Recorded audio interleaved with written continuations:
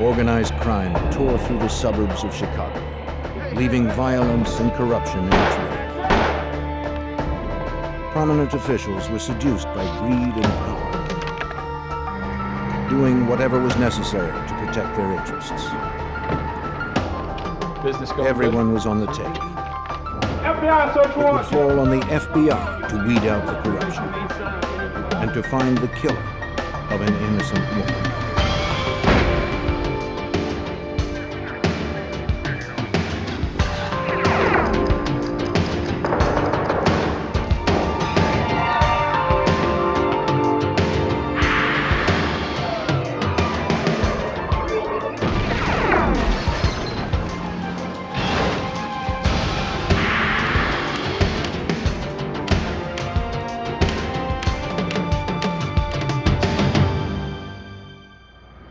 Willow Springs, Illinois seemed like any other quiet Midwestern community, but it was really one of the most corrupt places in the nation. This tiny village nestled just outside of Chicago was in the hip pocket of organized crime. I'm Jim Kallstrom, former head of the FBI's New York office. It was only a matter of time before corruption led to assassination and conspiracy. To end it required a federal sting operation of astounding complexity.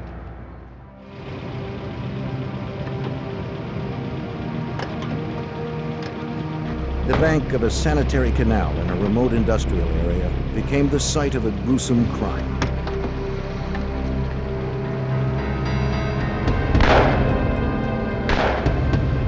The killers were quick and thorough. Nearby, 2 police officers were out on night patrol. When they heard the shots fired, they became alarmed.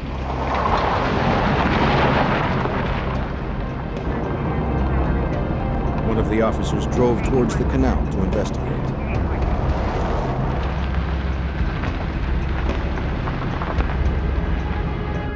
He found nothing as he searched the desolate area.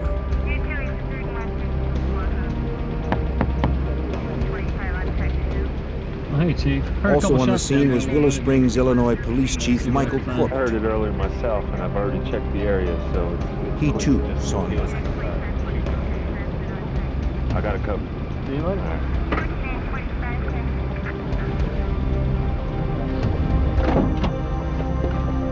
The following day, a prominent local attorney called police to report that his wife was missing. Well, Mr. Masters, we'd like to ask a few questions about your wife. Lieutenant I'll Howard certainly Vanek cooperate of the any way I Cook can. County Sheriff's Department and his partner By all means, have a responded seat. to the call.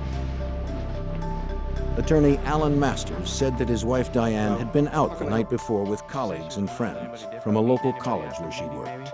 After the meeting, some of the board members would go to a bar. Maybe. She never came home. There was no sign of her yellow Cadillac. meeting usually start? I believe it He starts said he made around calls 7 trying to o'clock. locate her It's usually until the 2 same in the one, morning, I honestly but don't finally know. gave up. You know where it's located? For the I officers, suppose the information offered little insight. board member. Excuse me a minute.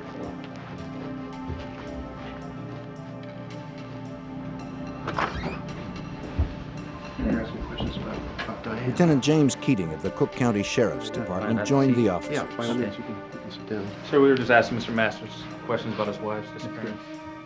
He asked Masters if he would you could mind have a telling us look the around the Be house. happy to. Sure. Yeah, by all means. Masters Mind? agreed. No, not at He all. had nothing to hide. Have a seat. The officers continued their questioning. Anything else you can tell us? As far as I Reluctantly, know, Masters she offered maybe some with her new lover, information. Some professor, somebody who works for the college. He suspected that his wife Diane had been having an affair.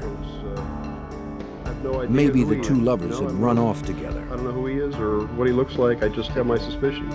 Excuse me, guys. I think we need to wrap this up.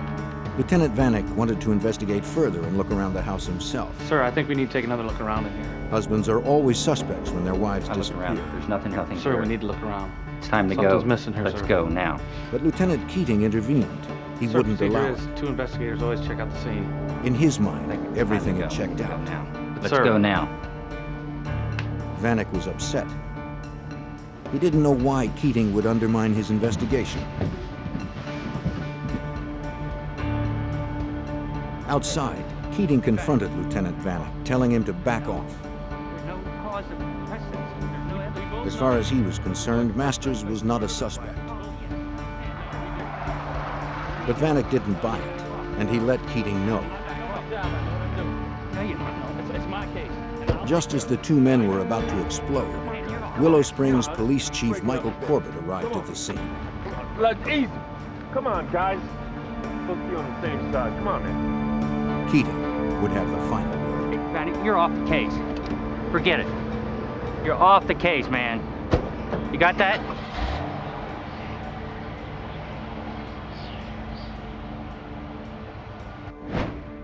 The question still remained, where was Diane Masters? Her disappearance grabbed the media's attention.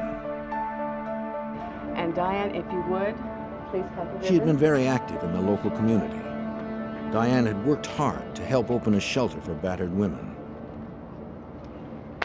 She was also involved in local politics and sat on the board of the Moraine Valley Community also would like to College. present Diane with this plaque to show She her did how not much we appear to thank have any her for all enemies. the hard work and her dedication in opening this crisis center, something that is needed desperately in this community. But investigators began uncovering other details.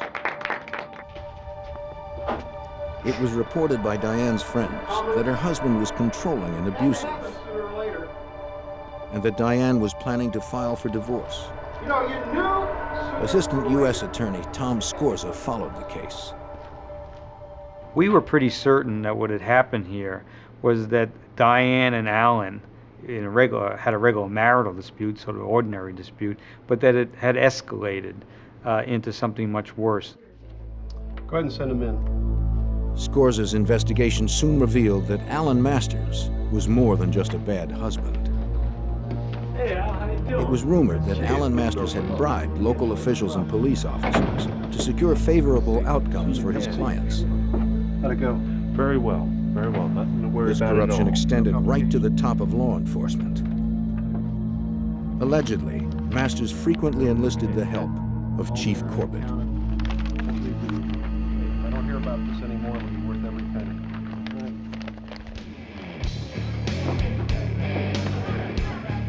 It was also rumored that Masters and Chief Corbett were involved in safeguarding some of the Chicago mob's betting and prostitution rings, which were run out of show clubs throughout suburban Cook County. But investigators were focused only on Diane's disappearance. With no evidence and few leads, that investigation stalled.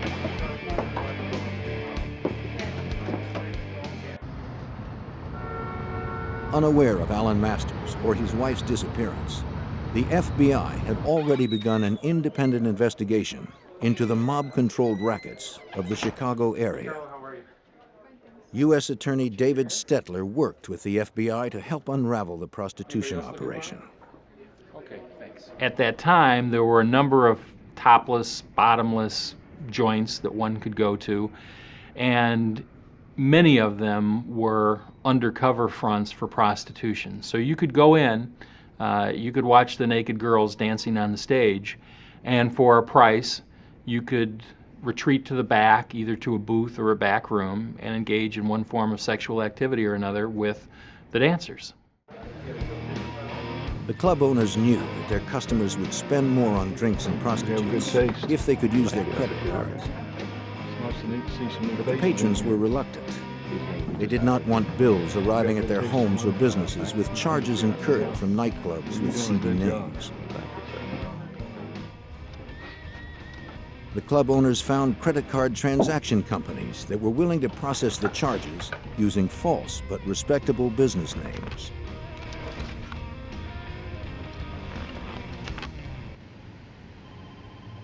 Special Agent Ivan Harris of the FBI's Chicago field office was assigned to help bring down the illegal businesses.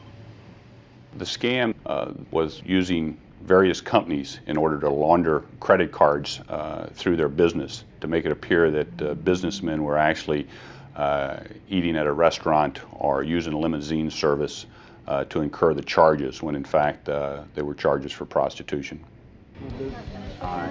Larry Wright was one of the credit card transaction company owners.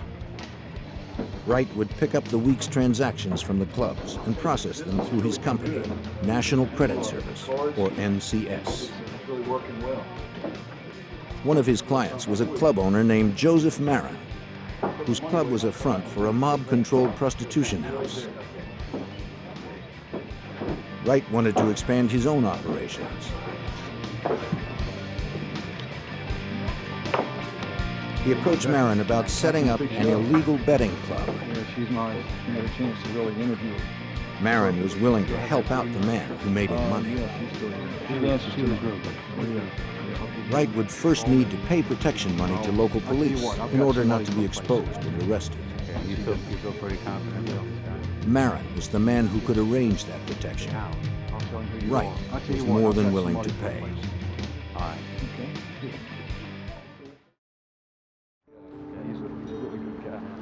Marin arranged the meeting at the Willow Springs Police Department. I trust him completely. It was to take place with Police Chief Michael Corbett.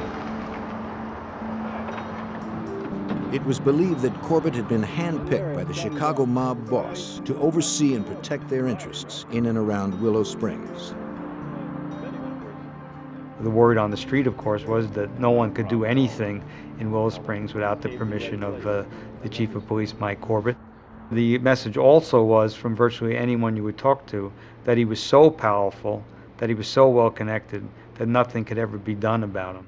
I just want to make sure I don't get any unexpected visits. Corbett agreed to help Larry Wright set up the new betting operation for a price. Not quite yet. In return, Corbett assured him he wouldn't get any heat from his officers. All right.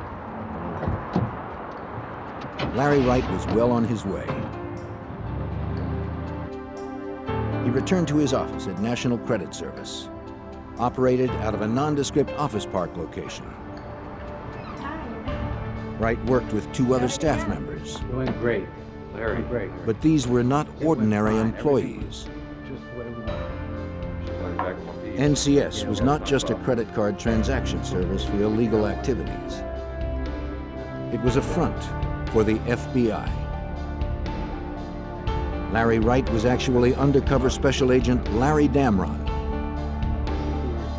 And he and the FBI were using NCS to work their way into the heart of the corruption in Willow Springs. While local investigators struggled to unravel the disappearance of a prominent attorney's wife, the FBI had set up an undercover operation in the town of Willow Springs, just outside of Chicago. Their target, organized crime, and the corrupt police who protected them from prosecution. The undercover work was often painstaking and frustrating. FBI Special Agent Larry Damron explains the difficulties inherent in undercover work. During the course of the undercover operation, you try to immerse yourself in what you're doing, and you try to assume that role because it's necessary for you to do that in order to accomplish anything. Oftentimes you'll hear people make comments, or you'll see people do things that in any other circumstance they would be arrested for immediately. And so what you have to remember is you're in a role and you play that role out. Damron had heard stories about how the mob resolved problems.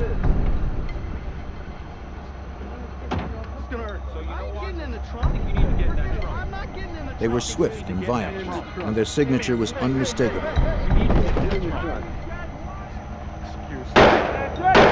2 bullets in the head.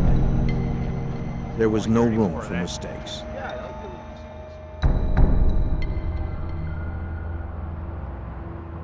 Victor Spilatro, a player in Chicago's organized crime, approached Damron at NCS. Though Victor himself wielded little power, his brothers held tremendous influence within the mob's hierarchy. Damron was starting to move into the center of the violent Chicago underworld. The Spilatros were one of the best-known names of mobsters in Chicago. The older brother, Tony, was the boss in Las Vegas. He represented the Chicago outfit for their interest in Las Vegas. Had been a prominent figure and had been widely mentioned in the papers, having been involved in murders and extortions and things like that. Agent Damron quickly developed a reputation as an effective businessman in laundering money for mob operations. We got everything back here that you need. Come on back. Sure everything's all right? Spilatro knew of NCS's activities with the local nightclubs. They were under his control. Really appreciate what you're doing. Good, everything's going good with the business? Yes, it's going great. Well, that's great. Good. He told Damron he would have to pay him a cut to stay in business. I'm glad you appreciate what we do for you. Okay, well that's really good. Damron had no objection. The level that we had there is we were paying protection to a fairly important aspect of the mob, the Spilatro family. And so that gave us a little bit of status, if you will, but we had absolutely no authority or anything like that in the mob. We were just workers, and our value was we made them money. Agent Damron traveled to a remote hotel where he met with FBI Special Agent Gordon Brooks, who oversaw the undercover operation. To ensure that Damron's real identity was not compromised, the two met infrequently to exchange information. Brooks vigilantly kept tabs on Damron. The investigation was as dangerous as it was complex. Not to worry about things. The agent cautiously moved forward. He wanted to continue expanding the FBI's undercover operations. He used every opportunity he could to sell the idea of opening more betting and prostitution houses throughout suburban Chicago. Even with a go-ahead from the Spilatros, Damron would still need permission and protection from the police. To the future. He met with nightclub owner Joseph Marin to hash out the details of the new clubs and secure police protection. Larry, how you doing? But there was a problem. Look, I got some upsetting news. What's up? Their protector, Chief Corbett, had been removed by the Willow Springs City Council under suspicion of corruption. Marin knew another high-ranking law enforcement official who could provide the same protection as Corbett. Lieutenant James Keating, Cook County's Vice Squad Supervisor. Tell you what, he deals with me. U.S. Attorney Tom Scorza was not surprised by the development. Keating's reputation was well known. Okay, you feel pretty confident about this guy? Jim Keating was a lieutenant in the Cook County Sheriff's Police Department, but if anything, the rank understated his influence. He was a very well-connected officer in a very corrupt department.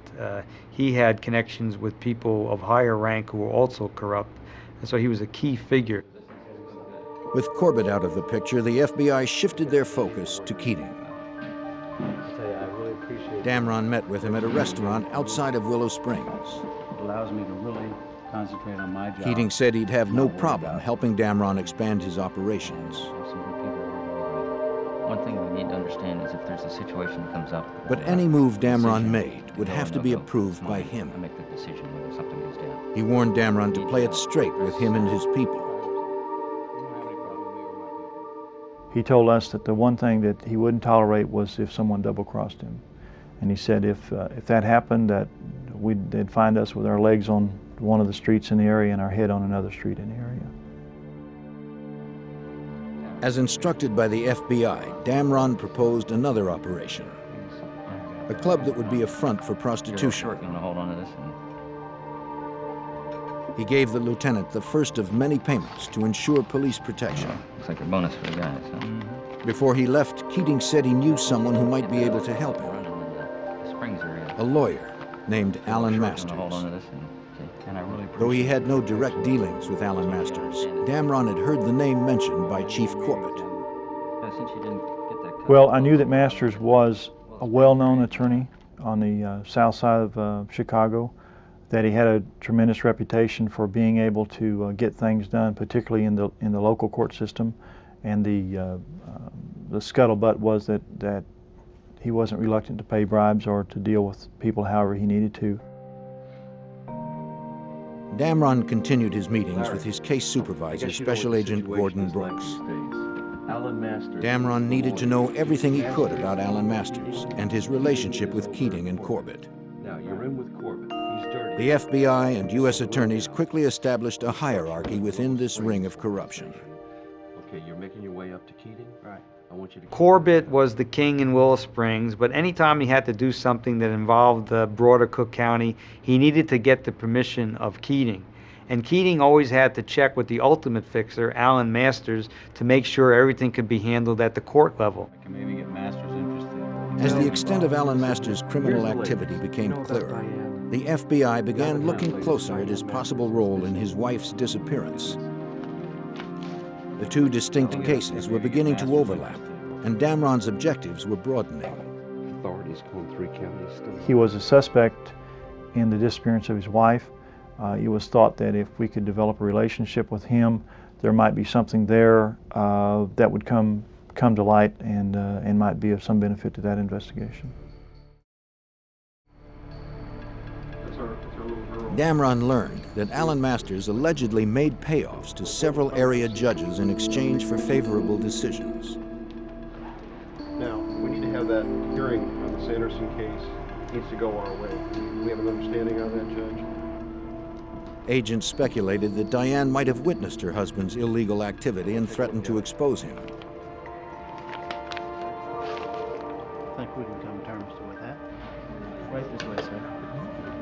Now trying to elicit information about Diane's disappearance, Damron continued his efforts to make inroads into the corruption around Willow Springs.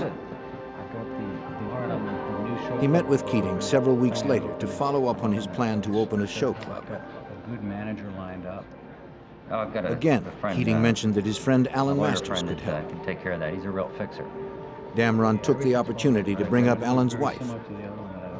Keating said little, but then added an unusual comment. The same plan we had with the other one. Probably heard him. Seen him. We talked about Masters' wife turning up missing, and Keating said, well, she turned up missing like the day before the divorce was going to be filed. That was convenient, wasn't it? It was convenient. And chuckled about what a good circumstance that was. Damron was cautious not to probe too far, fearing that Keating might grow suspicious.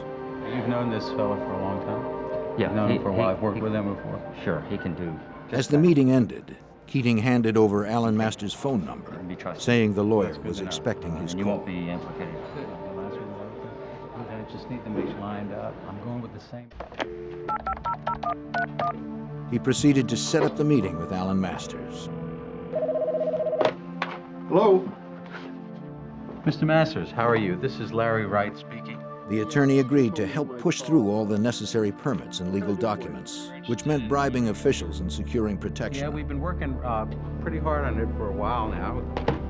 Well, someone I think it'd be a pretty Masters good suggested location. they get together. Talking about, The meeting was set for the following week, Monday, December 13th. Okay, I'll look forward to meeting you then. I think we can maybe do some business. Okay, thanks. Bye.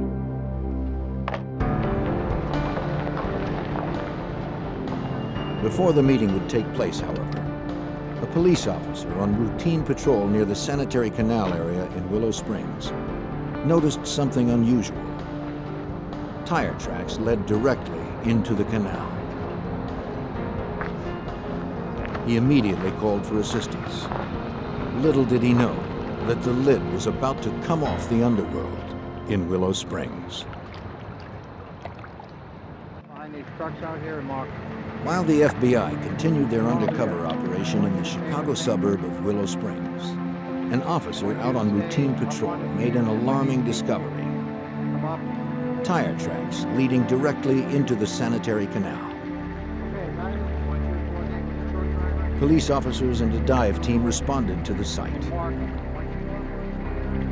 Overseeing the investigation was James Ross, an honest cop appointed by City Council to replace Michael Corbett as the police chief in Willow Springs. Though Corbett had been ousted from the department, his legacy of corruption remained.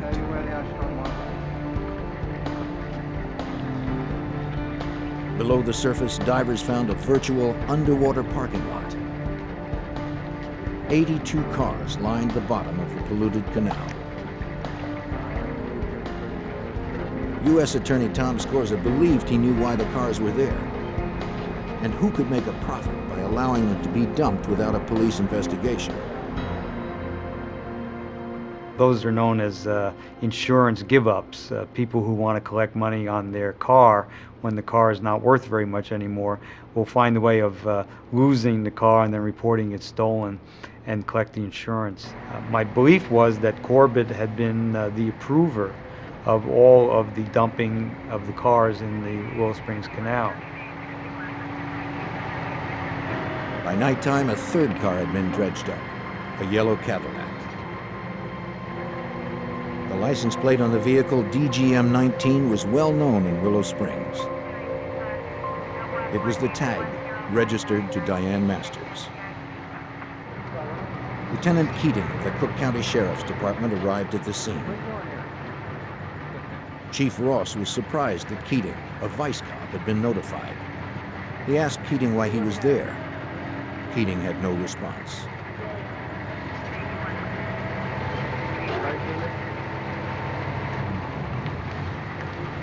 Officers continued examining the Cadillac. When they pried open the trunk, they discovered a decomposed body.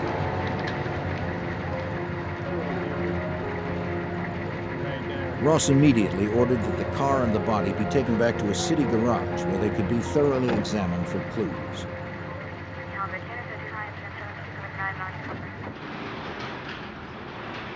The decision not to use the police garage was well reasoned. Chief Ross knew this case potentially had far-reaching implications, and he couldn't trust his own officers. The fewer people nosing around, the better.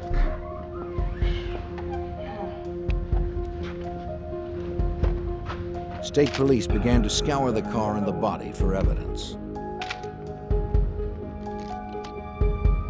They found .22 caliber shell casings in the trunk.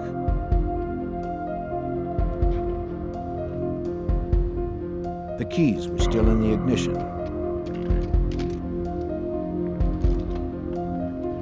Eerily, the watch on the deceased body and the dashboard clock had stopped at exactly the same time, 1:50. They removed the body for further forensic investigation. The forensic team examining the body found the skull had been crushed. They also discovered 2 bullet hole entries in the left cheekbone. The bullet fragments inside the skull were removed and sent off to the FBI lab for ballistic evaluation.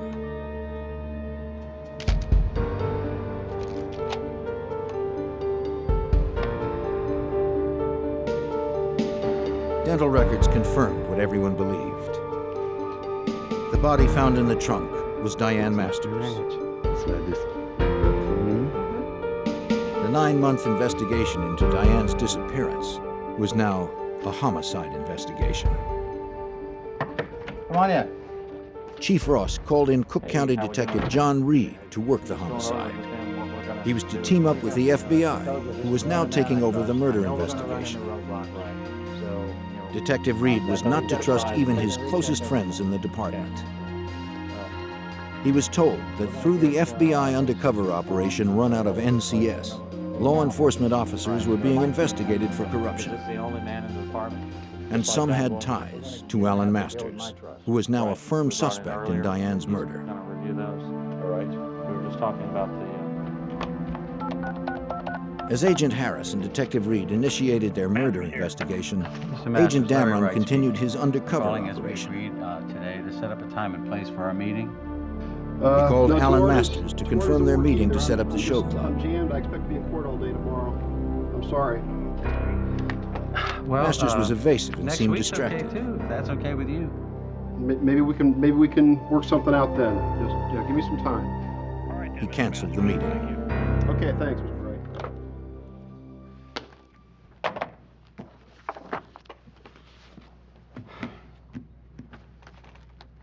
Damron immediately called Keating. With the conversation being Keating. recorded by the FBI, he hoped Keating would explain why Masters was being evasive. No, I was wondering if you had any information on that. As I said, he's pretty busy. How about if you give me a call in 3 or 4 weeks? But Keating was cryptic. Maybe we can work something out then. He instructed Damron not to bother Masters. He had too many problems to deal with. Okay, bye.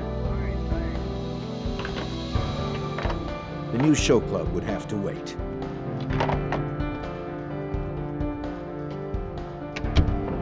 What do you got for me? Here are the transcripts. Damron met with Agent Brooks.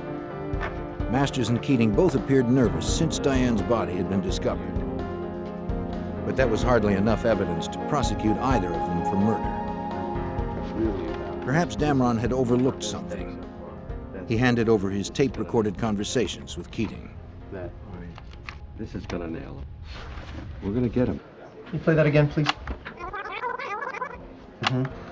Over the next several months, the U.S. Attorney's Office, the Cook County Sheriff's Department, and the FBI began the process of merging the various investigations. All right. Well, The link between them was Alan Masters, Cook County Lieutenant James Keating, and former Willow Springs Police Chief Michael Corbett. If that's the case, if we can It would fall on prosecutors to begin constructing a case proving that the three men and all of their activities represented an ongoing, organized criminal enterprise. we can get the RICO prosecution happening. And what we had to do in order to prosecute Masters and Corbett and Keating for a collection of their activities, including the homicide, we had to show that they made up a criminal organization, a mini-mafia. Appreciate you meeting with us tonight, Mrs. Capstaff. Well, if you guys Detective Reed and Agent Harris's first step was to question Diane's friends who had been with her on the night she disappeared. Okay. You said that you followed her home that night. One of Diane's colleagues, Genevieve Capstaff, had actually followed Diane home that evening after a board meeting. And so I just wanted to see, so I followed her. Capstaff claimed everyone on the Moraine Community College Board who worked with Diane suspected that she was having an affair with an economics professor. She admitted that she wanted to see if the two were going to rendezvous. She followed Diane to her street. When Diane turned to go home, Capstaff continued on. Is there anything else that you can tell me? Further that questioning might- revealed that all of the community college board members, including Diane, were given a $100,000 life insurance policy as part of their employment benefits. $100,000. Right, yes, but that only covers... The policy specifically stated that proceeds would be paid if a board member died while traveling to and from board meetings. The policy was void when the board member entered their home. That's all, but... We appreciate your Alan Masters claimed Diane never arrived home that night. He was therefore eligible to collect the insurance money.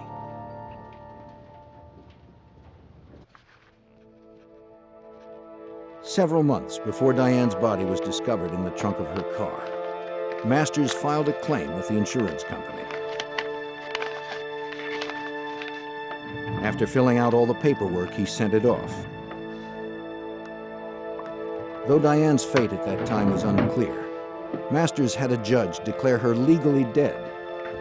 As a result, he was about to receive $100,000. Alan Masters was fast becoming the FBI's prime suspect in the murder of his wife, Diane. Shortly after her body was discovered, investigators learned that he had filed a claim with his wife's insurance company. Within a few months, 2 checks appeared in the amount of $50,000 each. If federal agents and prosecutors could prove Masters was responsible for his wife's death and that he profited from it, it would be one more element that showed that he and his accomplices were involved in an ongoing criminal enterprise. Homicide in a federal racketeering case carries much more jail time than a state charge. As the investigation began to take on a clearer focus, FBI agents working the Undercover case received bad news. Listen, we're gonna have to move rather quickly on this. The Washington Post had gotten word of the operation. Listen, we're having a bit of a problem. We're almost at the point where we can really make some impact. The Post gave the FBI 3 weeks to wrap it up before running the story. We have some have to be closed down. Is that right? Yeah, something like that. All 16. Agents had no choice but to quickly bring their undercover operations to a close. Here, so please do me a favor. For U.S. Attorney David Stetler, the timing couldn't have been better. All right. The project had run its course, and the bulk of the information anybody was ever going to get had been retrieved, and to make the operation go on longer would have resulted in additional evidence, but it also would have resulted in the evidence that had been gathered becoming more and more stale.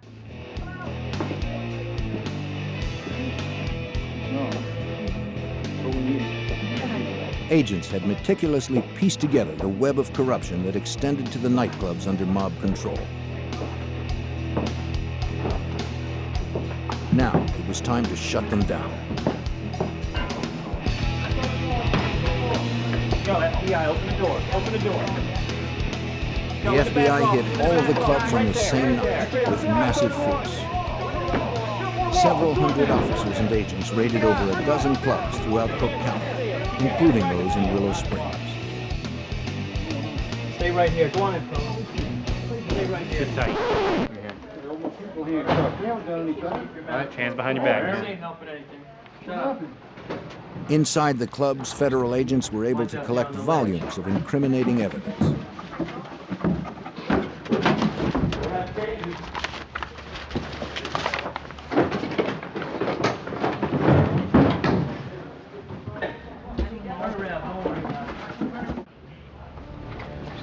"55 people were indicted, including club owner Joseph Marin, Tony Spilatro, and his brother Victor.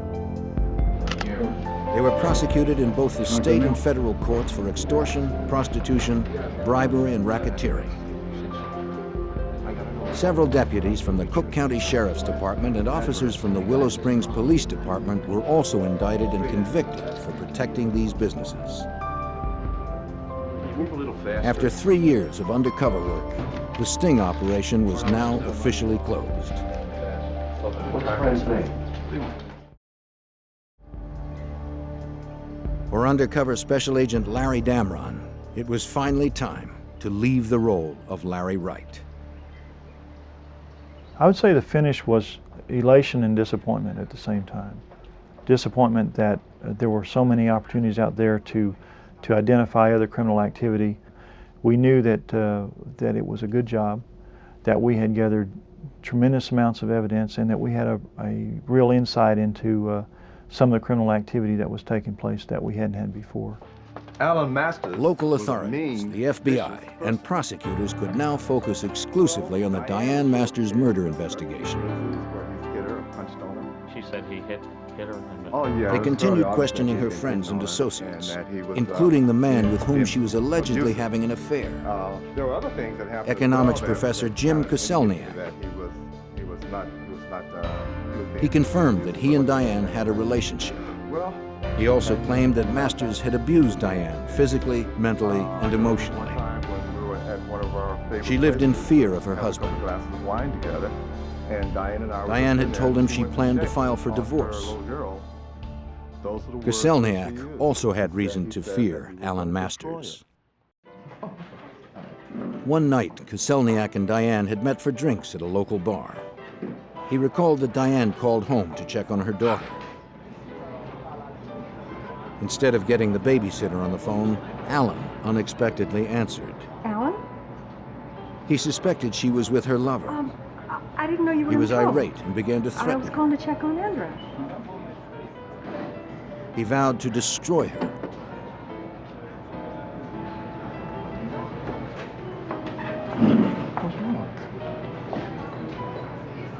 Koselniak said Diane returned from the phone call and was very upset. He went to the bar for more drinks. There, a man suddenly confronted him and began firing off a series of questions. Yes, I did. The man never identified himself. 10-12 years. What's your name? He asked Koselniak's name and where he worked. Koselniak. Koselniak. Though the man said little else, Koselniak felt he had just received a threat. Stay away from Diane.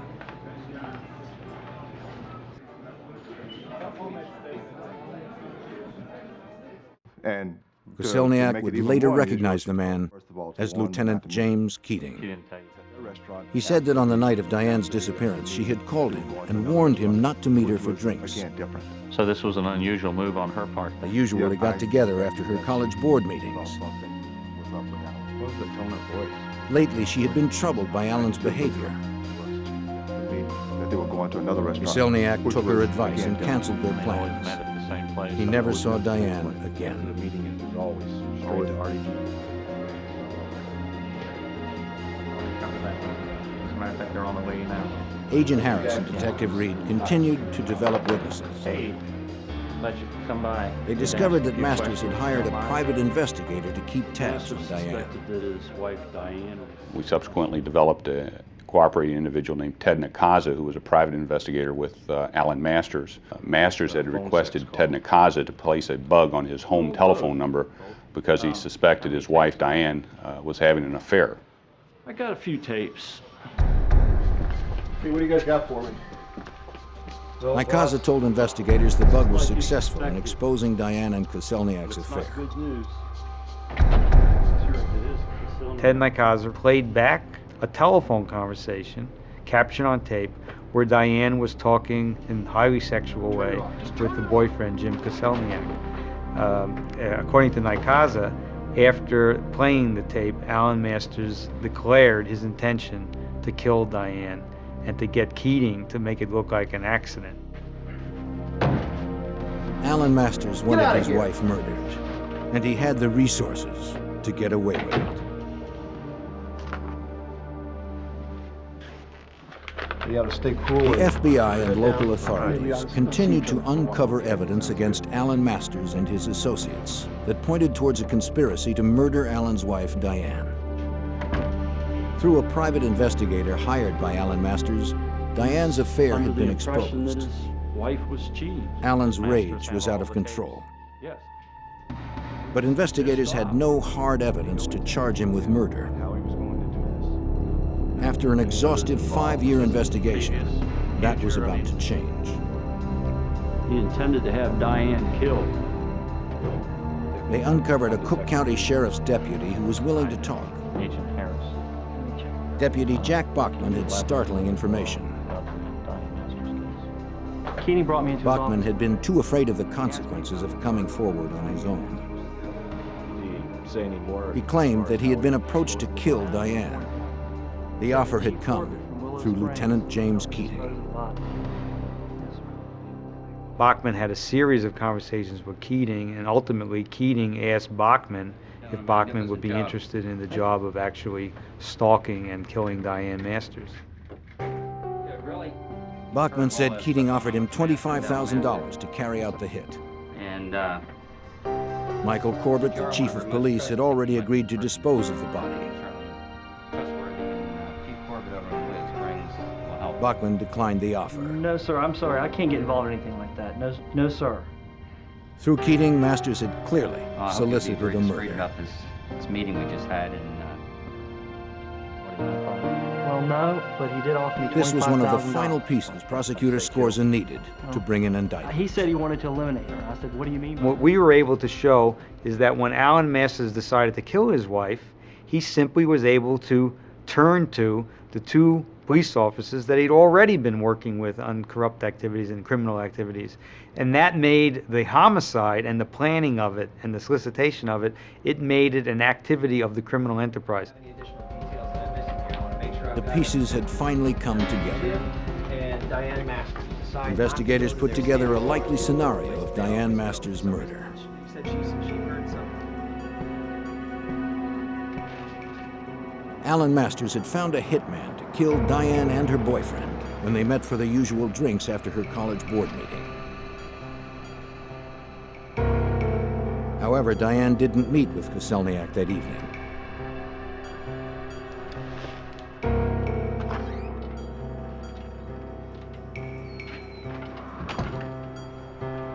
You're home late tonight. Meeting ran late.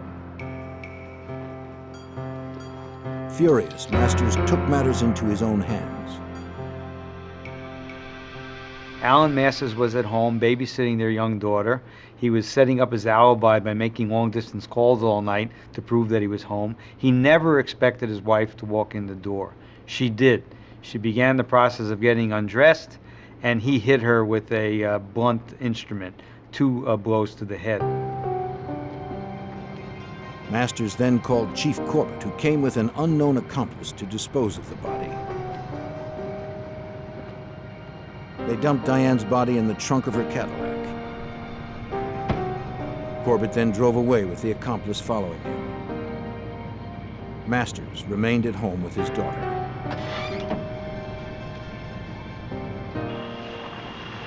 They drove to the remote sanitary canal.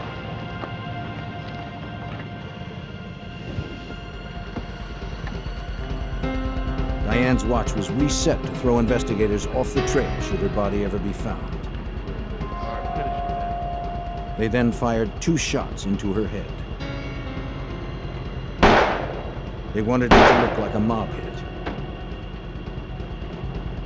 They also reset the dashboard clock to 1:50. Alan Masters made sure that he was on the phone at the time to corroborate his alibi. Corbett and the accomplice dumped the Cadillac into the canal.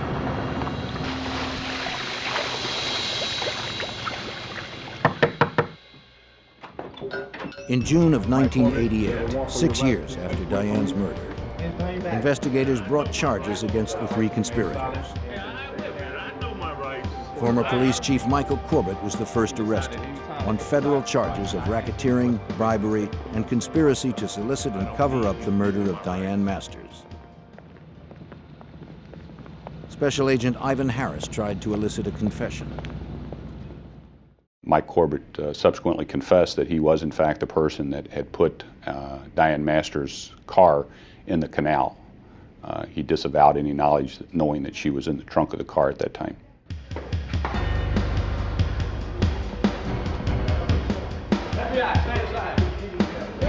Cook County Lieutenant James Keating was arrested next on the same federal charges. He too denied involvement in Diane's murder.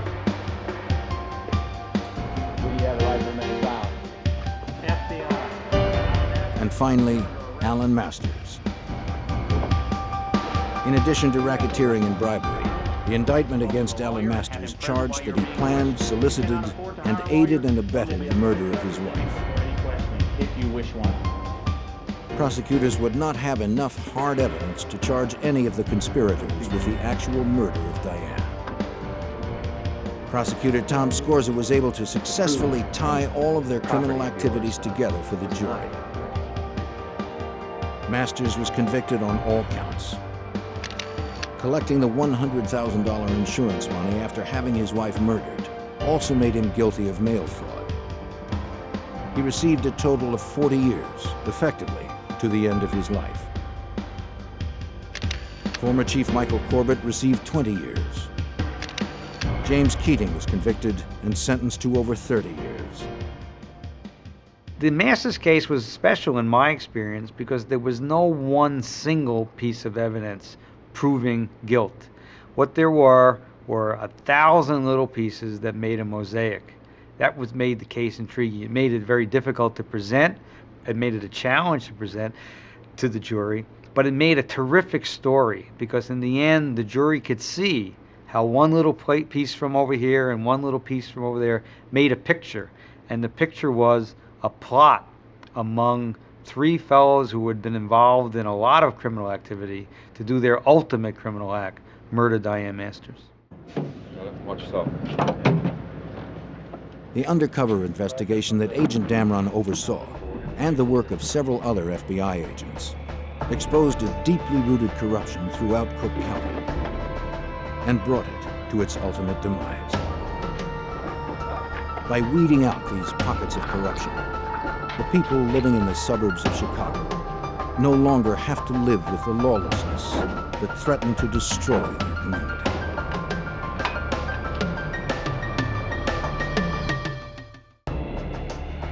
October 8th, 1985, marked the beginning of a string of brutal robberies that rocked South Florida. Go, go, go! two masked men used military weapons in a violent spree that threatened innocents. But no one knew who they were or where they would strike next. Before the FBI could stop them, lives would be lost, and law enforcement would be changed forever.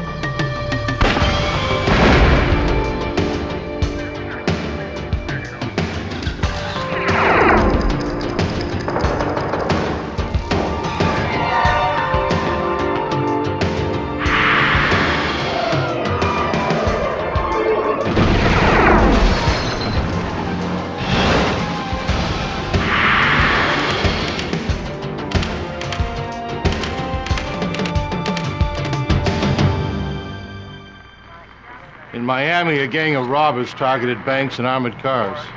They carried assault weapons and weren't afraid to use them. They struck during the day and sometimes twice a day. For a while, they seemed unstoppable. I'm Jim Kallstrom, former head of the FBI's New York office. We knew that to stop these criminals would require stealth, ingenuity, and perhaps a little luck. No one expected to become one of the bloodiest chapters in FBI history. Miami, Florida, 1985. To FBI agents, it seemed a city under siege. Each week, there were 3 to 5 bank robberies. Kidnappings, major drug deals, and shootings were everyday occurrences.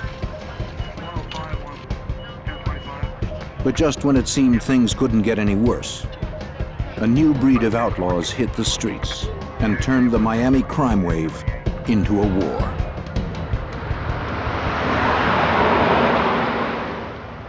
On October 8th, an armored car courier made a scheduled pickup at a steak and ale restaurant.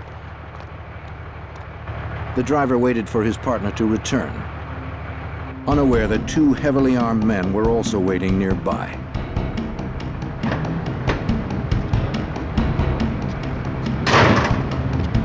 As the guard approached the rear of the truck, the gunman advanced with military-style precision. Hold it! Come out! I can't. Open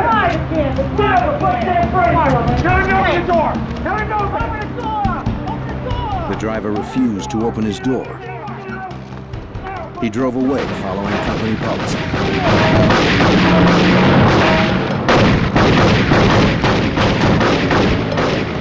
The subjects retreated to a getaway car and attempted to camouflage their escape with a military-issue smoke grenade. The Metro-Dade County Police and the FBI responded to the scene. Robberies of armored cars and banks fall under FBI jurisdiction. The supervisor of the Miami FBI's Violent Crimes Unit was Special Agent Gordon McNeil. There were basically no clues as far as who these individuals were. We had absolutely no idea, no way to go. No one had seen them without the black hoods over their faces. They wore gloves on both hands. One piece of information witnesses did provide was the license number of the getaway car. Agents tracked the number and learned the car had been stolen a month before. But the lead was a dead end. The robbers had escaped with only $2,800. But their use of military weapons and commando tactics convinced Agent McNeil they would probably strike somewhere in Miami again. But where and when? The answer came just 8 days later. At a busy supermarket on South Dixie Highway, another armored car arrived to make a scheduled pickup. A courier returned to the truck with several money bags filled with cash and receipts.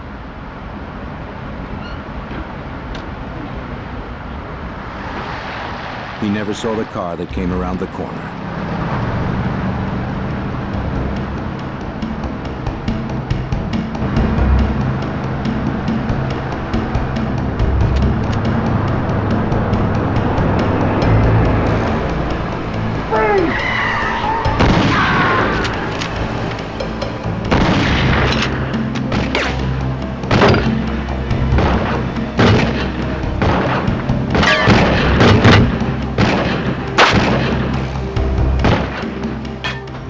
robbers escaped empty-handed. Metro-Dade police and the FBI quickly responded to the alarm. 6 Adam 31, 1097. These men were clearly not afraid to use deadly force.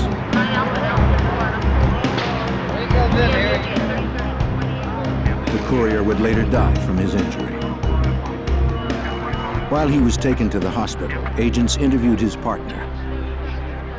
As he described the gunmen, it quickly became obvious they were probably the same men responsible for the previous robbery at the Steak and Ale restaurant. There was no money taken in that particular robbery, but there were a number of shots fired. So the ante was still going up here as far as I was concerned because of the continued use of violence by these two individuals. Ballistics evidence would further confirm the connection between the two robberies. Investigators found double-aught buckshot from a 12-gauge shotgun, 45 caliber bullet casings, and 223 shell casings. The 223s seemed most significant. And the identification division of the firearms unit of the FBI laboratory compared those two shell casings and said they were fired from the same weapon. So we definitely had a link now between the Winn-Dixie attempt and the Steak and Ale robbery. Two violent robberies were linked to the same masked gunman. But there were no leads to their identities. Because they had not scored any cash at the Winn-Dixie robbery and so little at the Steak and Ale, investigators were certain they would soon strike again. 2 weeks later, on Friday, November 8th, a third robbery occurred. This time a bank job at the Florida National Bank. As a teller and a guard walked from the main building to the drive-thru, two masked gunmen emerged from a car.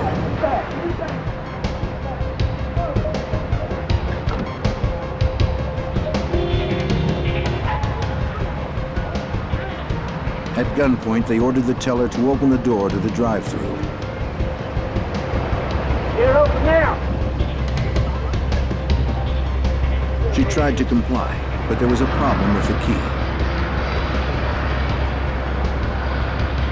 Hurry up! Stalled in broad daylight at a busy intersection, the gunman aborted the robbery and fled with only the $10,000 the guard had been carrying.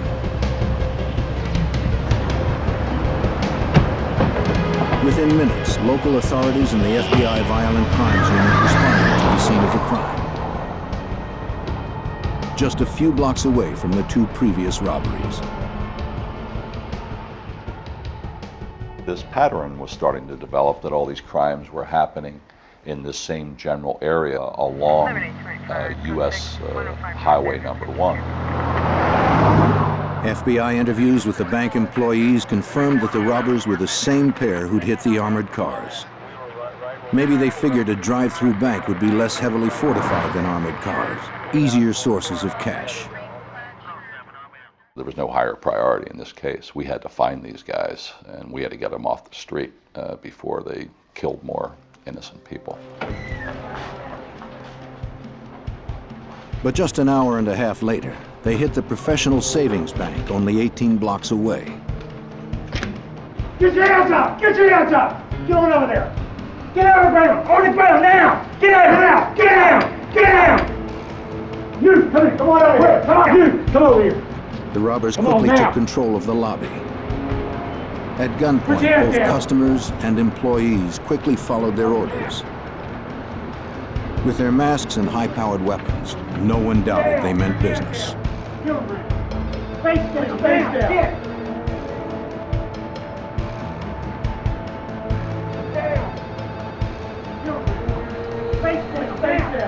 This time, they scored big.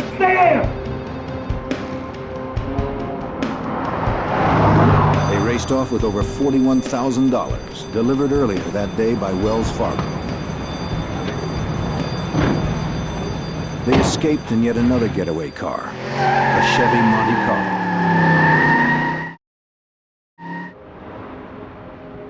Witnesses had little to tell agents. The robbers had entered quickly and forced everyone down on the floor where they couldn't see what was going on. Say to you exactly. Get your hands up. But since the men had actually been inside the bank this time, perhaps the security cameras had captured them on tape. Agents were soon disappointed to learn that the cameras had somehow malfunctioned and nothing had been recorded. It was the fourth robbery in 6 weeks. The heavily armed robbers were looting banks and armored cars in broad daylight. The witnesses in these cases indicated that they felt that these people looked like true professionals.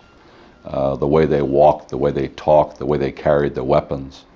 And I truly believed up until when we finally found out who they were, that we could very easily have been dealing with police officers here or very recent ex-military.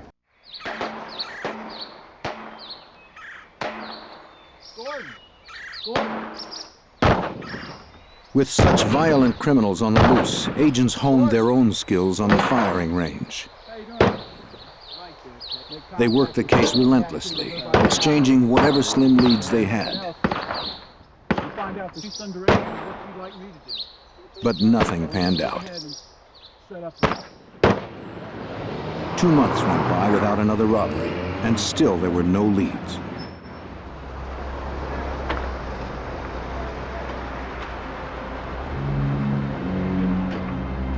On Friday, January 10th, 1986, William Roberts prepared to make a transaction at the Barnett Bank, just as an armored truck was unloading outside. He looked up from his checkbook and watched as 2 masked robbers shot the guard in the back. As the guard lay on the ground, one of the gunmen shot him twice more.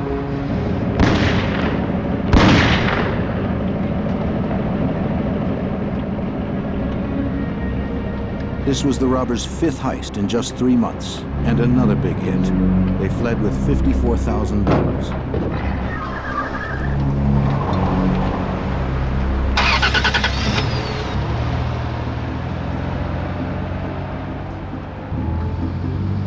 William Roberts trailed the men for blocks. Though he maintained a safe distance, Roberts worried the thieves knew he was following them.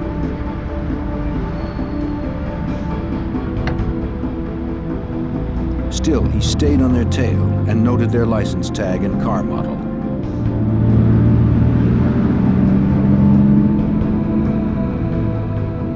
He tracked them to a parking lot where they pulled in next to a white pickup truck.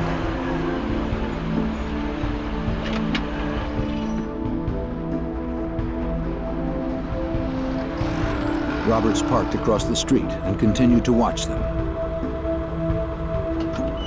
He noted the make and model of the pickup truck, but could not see the tag number.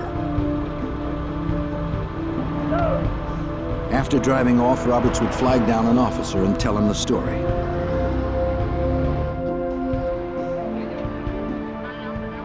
The FBI responded to the scene and interviewed bank employees. They found several .223 rounds, later determined to be fired from the same weapon used in the first 2 robberies. Nearby FBI agents examined the getaway car the robbers had left behind. But William Roberts was the star witness. Thanks to Roberts, the FBI had the first big break in a 3-month string of violent robberies. A check on the license tag of the getaway car revealed the car was registered to a man named Aureliano Brielle. Agents prepared to pay him a visit. Since the car had never been reported stolen, they suspected Brielle was involved in the crimes. They dressed for safety.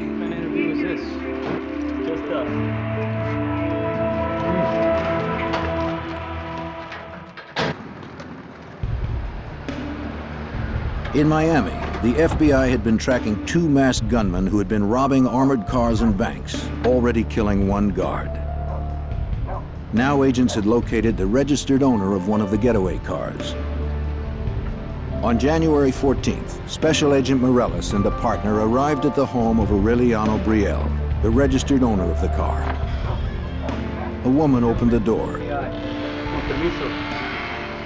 Special Agent Morellis now works undercover and wears a hood to protect his identity. She asked me if I was there about her son, and I said yes, I was, as a matter of fact. She said, well, my son Emilio has been missing. Mrs. Brielle's husband came to the door and they invited the agents to come into the house.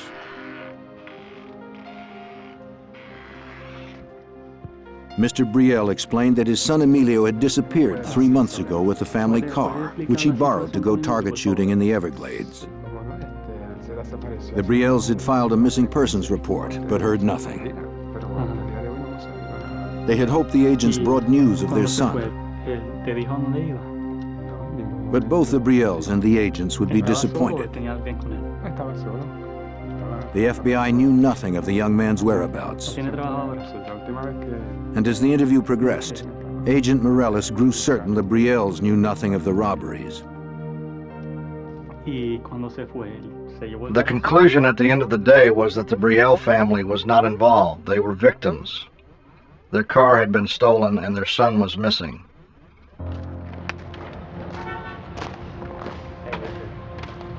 The Metro-Dade Police Department processed the Brielle's car with FBI agents observing. But evidence technicians found no fingerprints or anything else to advance the case. The next 2 months were quiet again, though the robbers remained on the loose.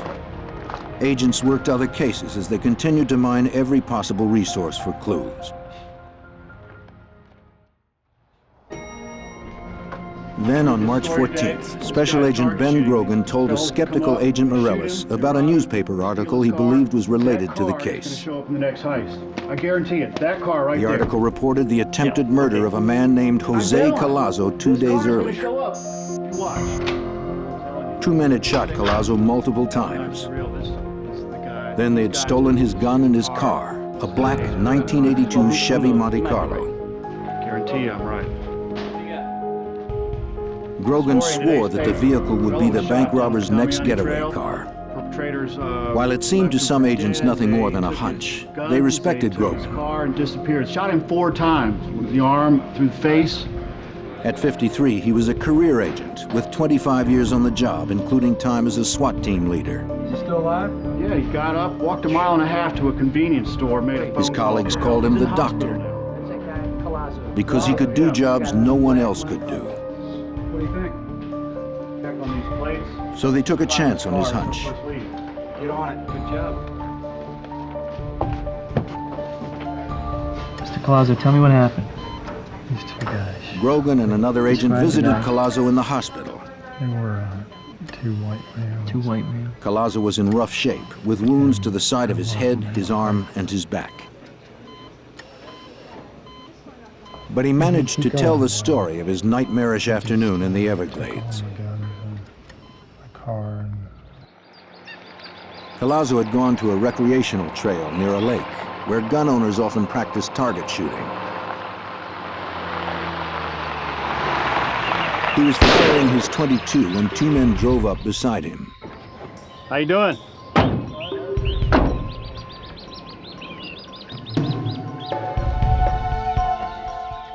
The driver pulled a gun on Collazo, Hold up, shut up. who somehow had the presence of mind to identify it as a steel blue Magnum revolver.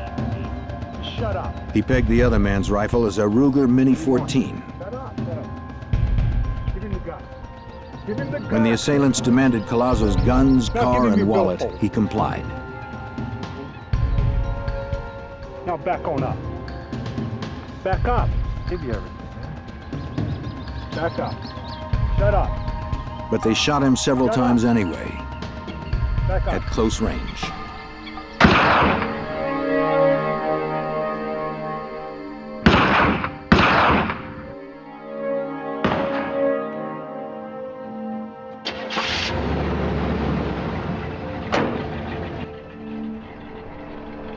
Then they left, taking Collazo's Monte Carlo and their own F-150 pickup truck.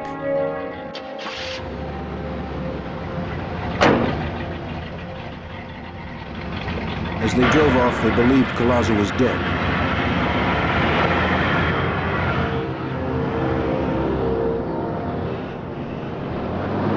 He was just waiting until the shooters were gone. Then he would rally what little strength he had to survive.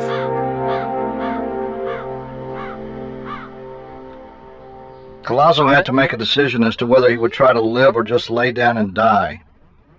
And Collazo said he chose to try to live.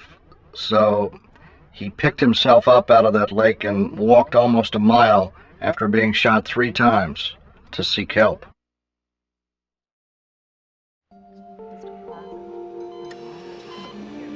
Finding Collazo was the best break in the case so far.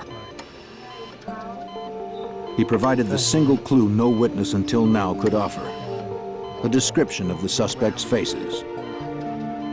They had not worn masks when they assaulted him. Using Collazo's description, a Dade County police artist drew composite sketches of his assailants. The drawings would be made into posters with information about the suspects and their crimes, plus the warning that both men were heavily armed and extremely dangerous.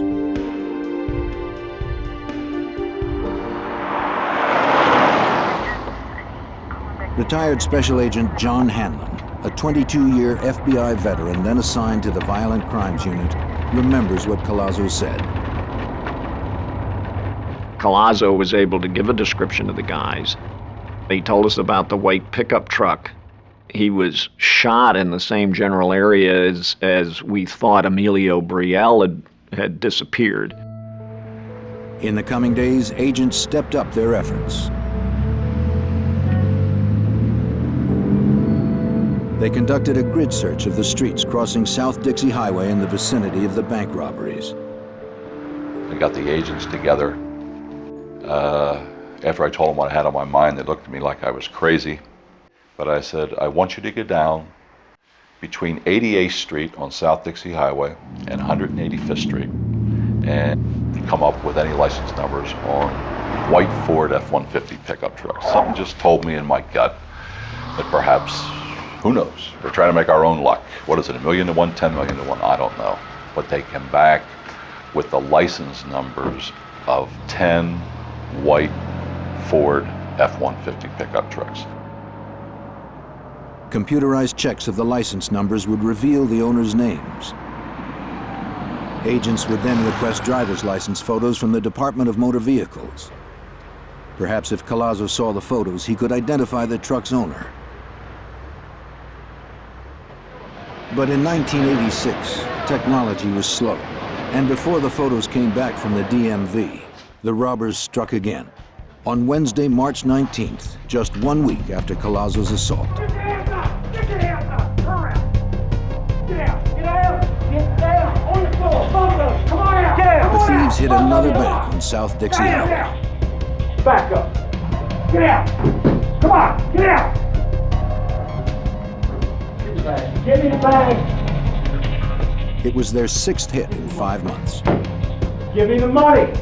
Put your face down! Be quiet! One kept the terrified customers at bay. The other looted money from a teller. Stand, everybody! Go, move! Don't look up! The men escaped with over $8,000 in cash.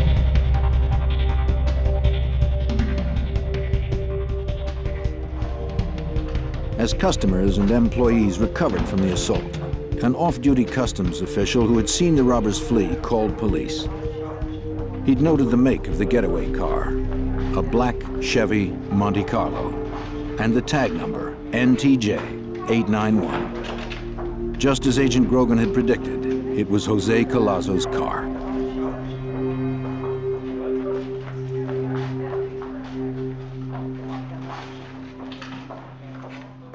They didn't even change the tag.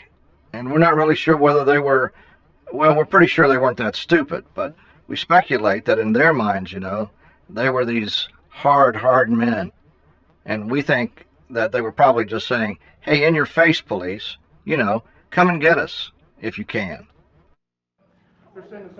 Investigators learned little of value from witnesses. At this bank, the security cameras had filmed the entire robbery. But the videotape was of little use. The camera's lenses had captured little more than unidentifiable masked bandits. There was little doubt these robbers planned each hit carefully. It appeared to me that they were doing surveillance of the banks prior to some of the robberies, because on most occasions they robbed the bank within 10 minutes of delivery of a cash shipment by an armored car company. So they were waiting until the cash was inside from the armored car company and then hit the bank. On April 10th, Gordon McNeil and Ben Grogan discussed the case at firearms practice, sifting for any clues they may have overlooked. It had been about 3 weeks since the last robbery. There were no clues to the thieves' identities, but McNeil detected a pattern. You're always looking in law enforcement for patterns of crime, things that seem to happen on a consistent basis. And the only thing that we had gone in these cases was this significant pattern that developed, always on Friday between 9 and 12, hitting the same banks multiple times, always in the same 40 square block area, always along South Dixie Highway. Agents planned a surveillance for the next day.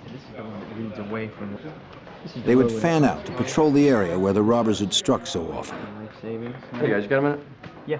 Unit Supervisor Gordon McNeil personally led the operation. Everybody will leave from that location. So we just couldn't wait for them to rob another bank. We had to get out there and we had to make our own luck, and maybe we could find them. Start watching for the vehicle. You come across Agent Hanlon remembers what happened next. Put it into play. Hopefully it'll work out. Eddie Morales walked over and said, "Hey, let's go down there." And I thought, well, what the heck, you know? So as a whim, I mean, there was no pressure to go or anything of that kind. I mean, I certainly had enough to do, and I liked Eddie, and I figured, well, we'll go on down there, we'll ride down, and you know, rather cavalierly, and spend some good times with Ed, and we'll take it from there. Many believed it was a long shot, but 14 Miami FBI agents met in a parking lot at 8:45 a.m. on Friday, April 11th, 1986. They would surveil a 53-block grid along South Dixie Highway, where 2 commando-style gunmen had pulled off 3 bank robberies and 3 armored car heists in 6 months.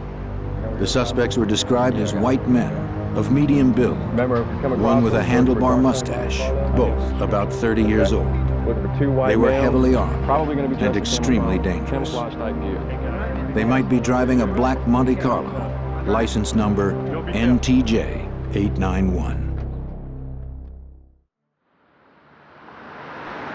After a robbery spree that had lasted 6 months, Miami FBI agents went on the offensive in search of 2 killers, possibly driving a black Monte Carlo. They met to patrol an area where the 2 armed robbers had used military tactics to hit armored cars and banks.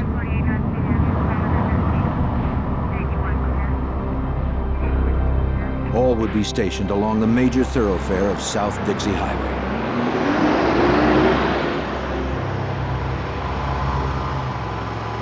Agents Ben Grogan and Jerry Dove were on their way to stake out the Barnett Bank when the impossible happened.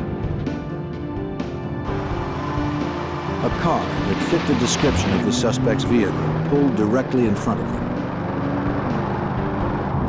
In disbelief, Agent Grogan advised all units of what he saw. Attention all units, we're behind. Gordon McNeil remembers the call. Grogan was not an emotional person. Nothing could get Grogan incited. And I still remember his voice. He said, "We are behind a black Chevrolet Monte Carlo, Dade, Florida tag, NTJ 891. He said, "That's the tag, isn't it, Gordo?" I mean, he was just incredulous. Agents Morales and Hanlon were stationed at the Professional Savings Bank when they heard Grogan's call. They began to search for their colleagues. Hanlon was driving, with Morellis working the radio. Hanlon tried to get a gauge on Grogan and Dove's location. And I remember saying to Eddie, call Ben, tell him to start calling the cross streets so we'll know how close we're getting. Before Eddie had a chance to go on the air, Ben starts calling off the cross streets, and we're hitting those cross streets, one after another, so we were real close to them. After proceeding south for several blocks, Hanlon and Morellis closed in behind them. The robbers soon suspected they were being followed. Whether they knew their pursuers were FBI or not, the suspects wanted to lose them. They took a right turn on 117th Street into a residential neighborhood, quiet at this time of day.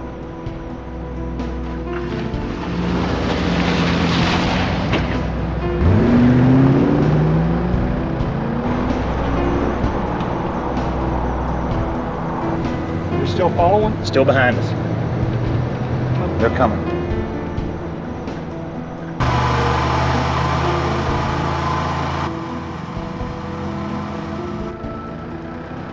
They turned right again, trying to lose the tail.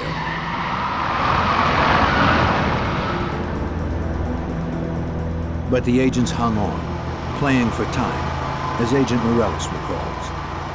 We were just trying to wait for as many FBI units to get to the location as possible. And we were also basically responding to what the subjects did. They weren't in any hurry. When they turned onto 120th Street, they actually slowed down.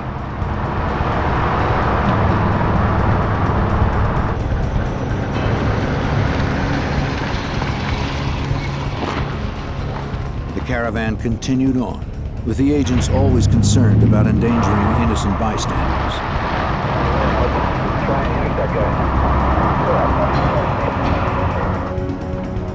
Then the suspects made a left onto 82nd.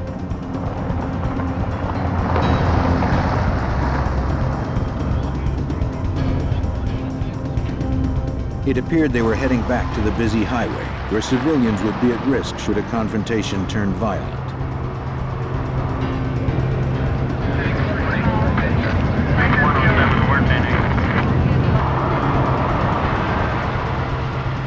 When Grogan saw the silhouette of a long-barreled rifle through the rear window of the subject's vehicle, he knew it was time to act. Shut any car stop, let's do it. It was clear the suspects were preparing to do battle. Grogan put the light on his car and ordered a felony stop.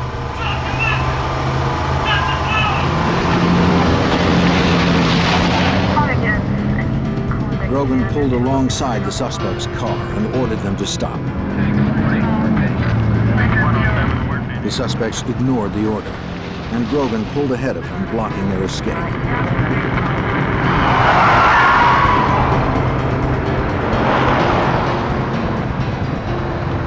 Hanlon and Morellis moved up, boxing them in.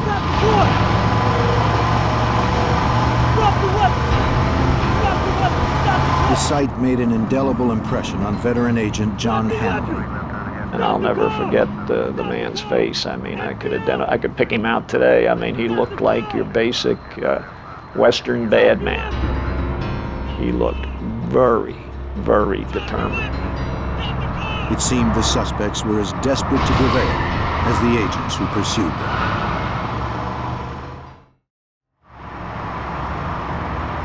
Two heavily armed fugitives had ignored FBI orders to stop their vehicle. Special agents now tried to force them to comply.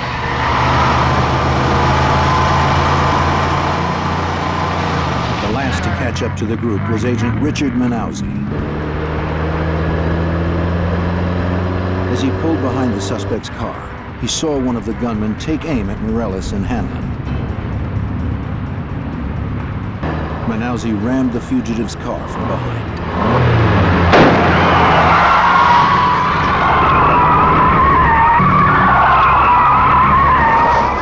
They swung into a U-turn, and then Manauzi was able to hit him again and knocked him over into this parking area up against some cars over there.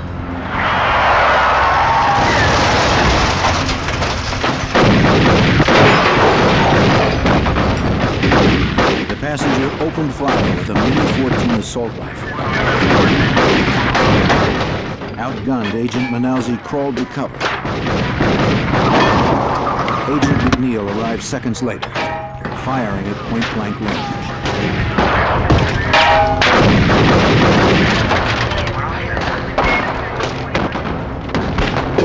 They were surrounded by FBI. Their vehicle could not move, but they had superior firepower.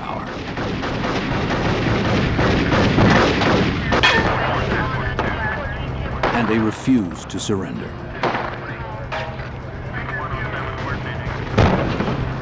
The driver fired a shotgun blast at Grogan. McNeil hit the driver in the neck.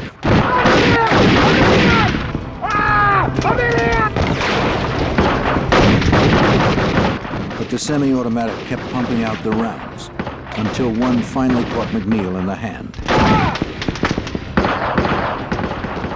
Morellis and Hanlon advanced to cover him. Hanlon's .38 held 5 rounds. The Mini-14 had 30 rounds in each clip. And one of them shot down Agent Morellis.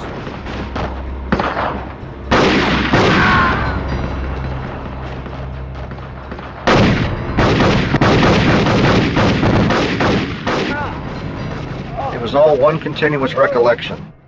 It was like 1 second I'm looking at Gordon McNeil's back, trying to maneuver to his left, and the next second is blue sky.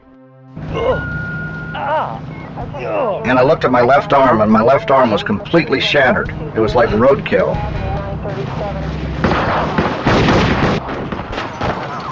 His partner was down, but the shooter kept on firing.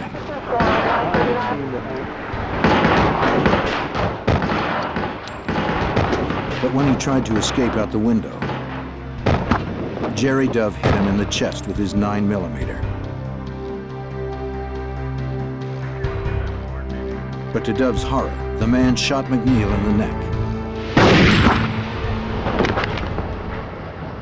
I couldn't move my upper body, I couldn't move my arm, and I couldn't move my legs. So I assumed that I was totally paralyzed at that particular point. I couldn't move. 2 more FBI agents arrived and joined the gunfight.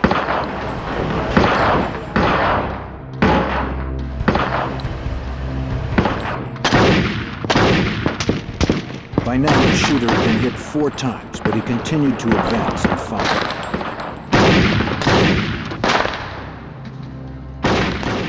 He just made up his mind that he was gone down, he was gone out, and he was going to take as many of us with him as he possibly could. The agents knew they were outgunned, firing 6 shooters against the suspect's 30-round semi-automatic assault weapons.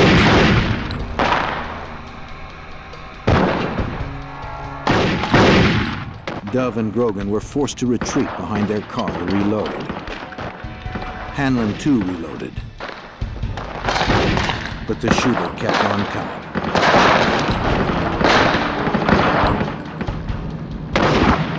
And one went right through my knuckles on my right hand and through the knuckle in my thumb.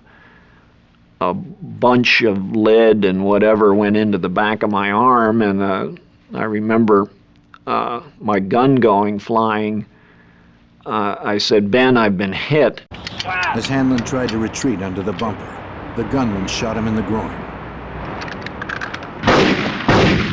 The blood geysered from my groin to my knee. I mean, the blood just came out like a balloon breaking. Grogan was hit. And then Dove. Before they could reload their weapons. I remember Ben saying, "Oh my God," and he fell at my feet. And at some point along in here, I heard the breath go out of him. He went, "Ah." The subject made his way to Agent Dove's car. With his left arm nearly blown off, Agent Morellis managed to pull himself out.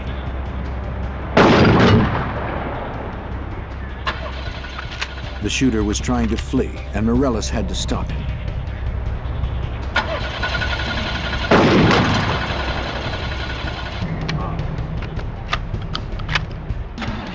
Mortally wounded, the second suspect somehow dragged himself out of his car and joined his partner. If the car started, Morales knew they could only go in reverse and back over the fallen agents. Eventually, I just got angry because I knew internally that I was dying, and my one last thought was, hey, if I'm gonna die, I'm gonna take these guys with me. I'm gonna make sure that they're dead.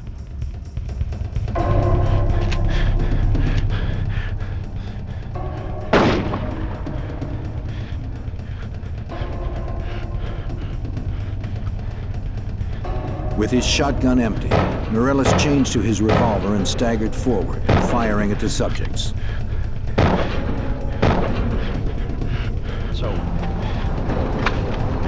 Morales' shots lodged in the men's spines, killing them both.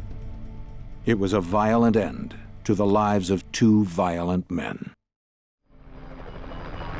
Just a few minutes after it began, the bloodiest firefight in FBI history ended in tragedy. 2 agents were dead and 5 wounded. 2 suspects still unidentified had also been killed. Over here! Hurry up! Hey, let's have a killing me, man!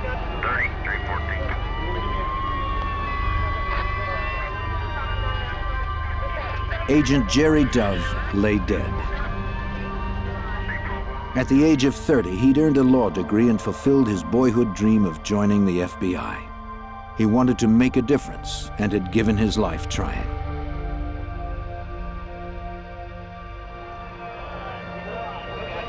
His partner, Ben Grogan, had also perished in the firefight. He had been just 1 year away from retirement when his wife could finally have stopped worrying about her husband's dangerous career.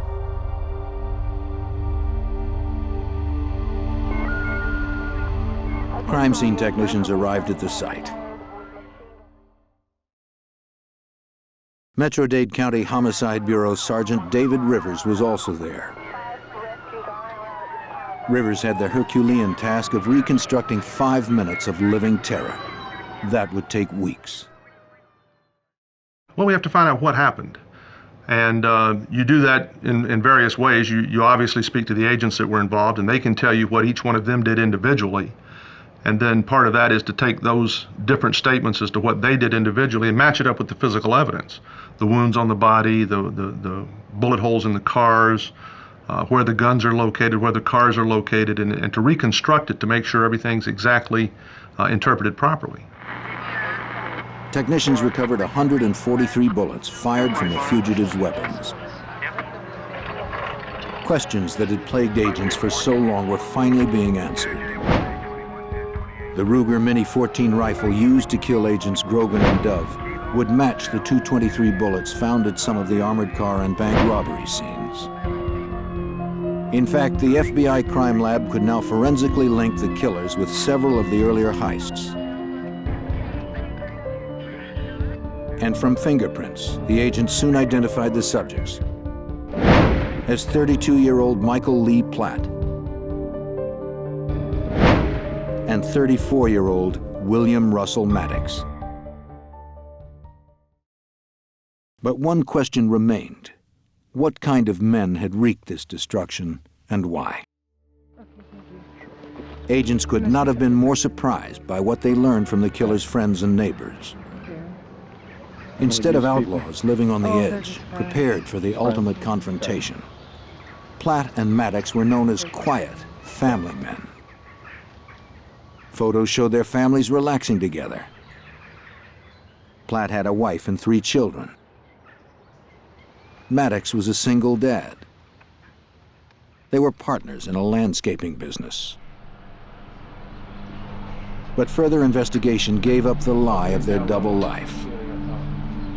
Inside a shed, agents found guns and ammunition, including the .22 Maddox and Platt had stolen from Jose Collazo when they tried to kill him in the Everglades.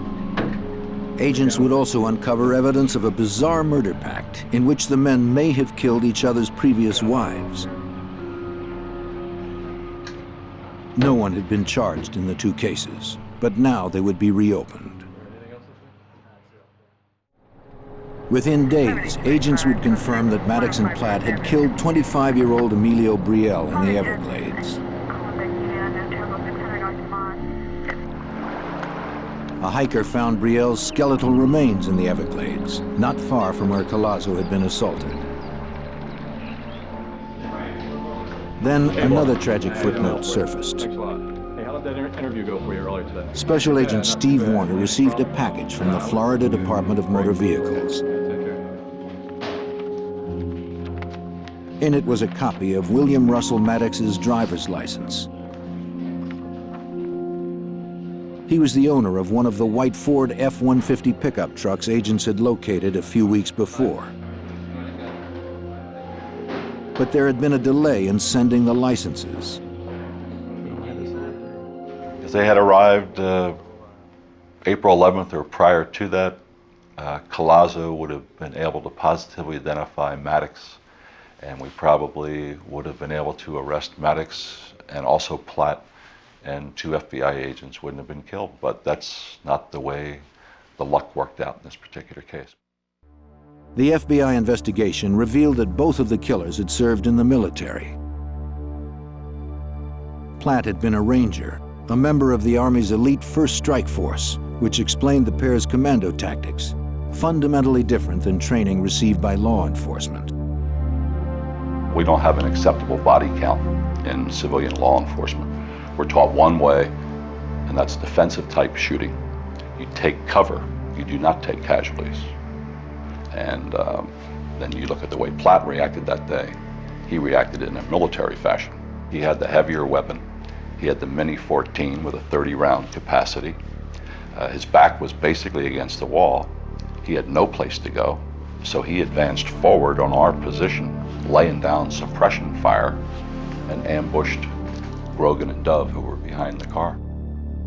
As agents finally put the pieces together, a frightening portrait emerged of two formidable adversaries.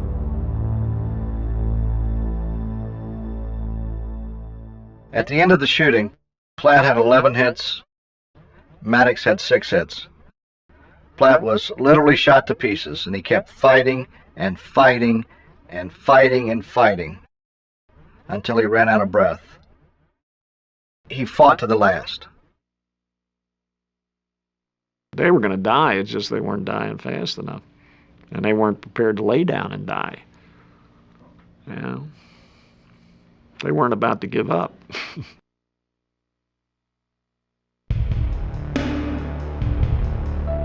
Out of this tragedy came some positive changes that have improved the safety of all in the law enforcement community. Agents and officers now carry more powerful weapons, and their training better prepares them for violent confrontations like the one on April 11th, 1986.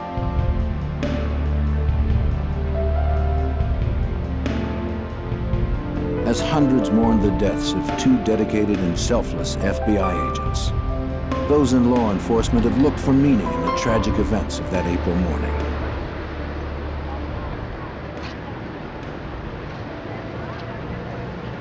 Over the years, Gordon McNeil has found some resolution. The story's not Platt and Maddox. It's not important who they were. It's important to recall the courage that was shown by the agents that day, and the FBI. They did their job. One by one, prostitutes die across Central Europe. Austrian authorities believe one man is responsible. But they have no experience hunting serial killers. They turn to an FBI profiler for help. He finds the same killer has come to America, and the death count keeps rising until the FBI stops him.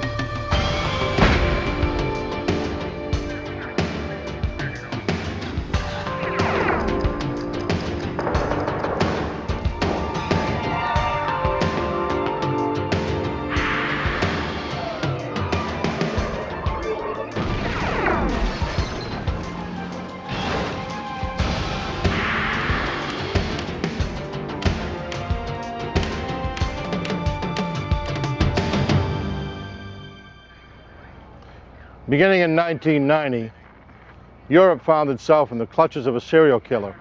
He became an international outlaw, hopping from country to country to evade capture and to kill again.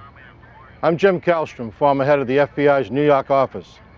Legal cooperation between countries and continents is not common, but neither are serial killers in Europe. Desperate to apprehend him, Austrian authorities called on the FBI for help.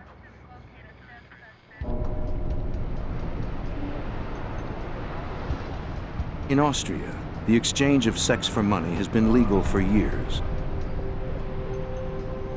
Here, prostitutes walk the streets for men willing to pay for their services.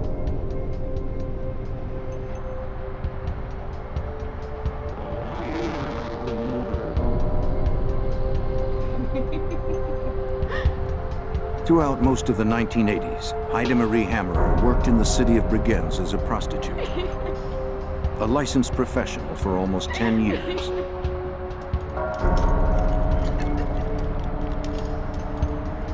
She was used to unusual requests.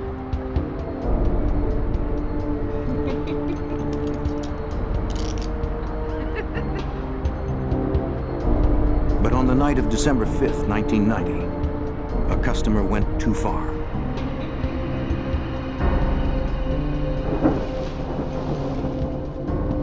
The killer hurriedly redressed his victim. Then he dragged her through a secluded forest some 10 miles away and left her body.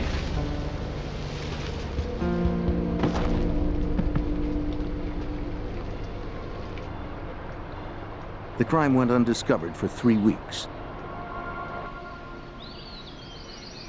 On the morning of New Year's Eve, 1990, a pair of hikers stumbled upon Hammerer's body. Though the body had been left exposed to the elements, the winter temperatures helped preserve the remains. Austrian authorities determined that Hammerer had been strangled with her own pantyhose.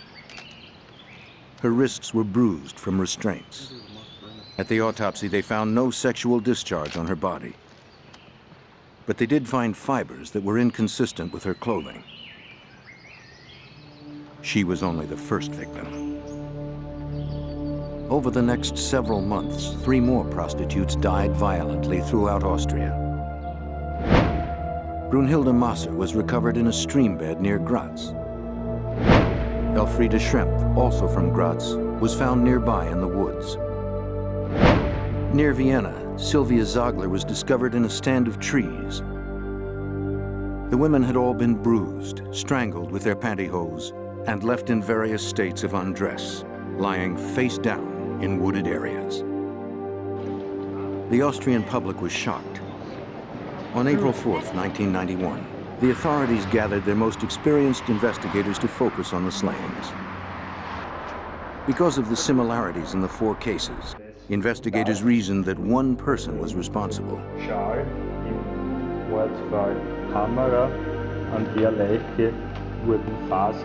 Austria had its first serial killer in modern history. They had no experience investigating these offenders. Dr. Ernst Geiger, one of Austria's leading detectives, was assigned to coordinate the hunt. No lead was promising. All the leads ended nowhere. We had no real suspect. The first break came when a retired policeman read of the murders in a Salzburg newspaper. They reminded him of a case he solved in 1974.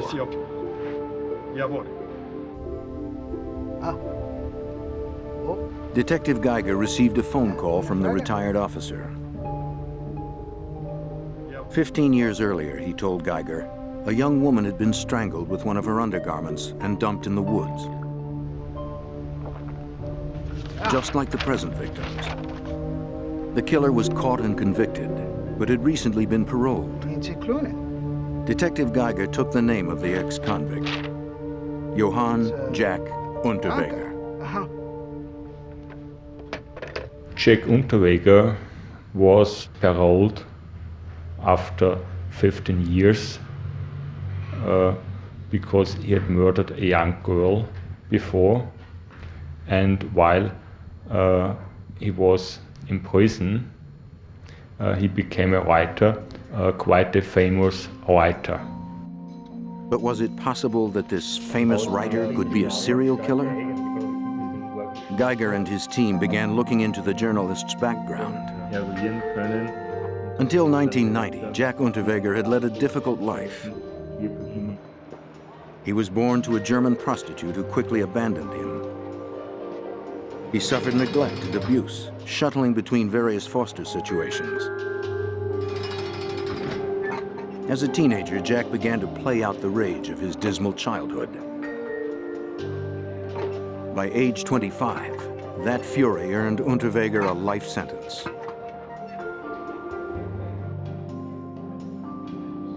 Unterweger continued his education and started writing while in prison.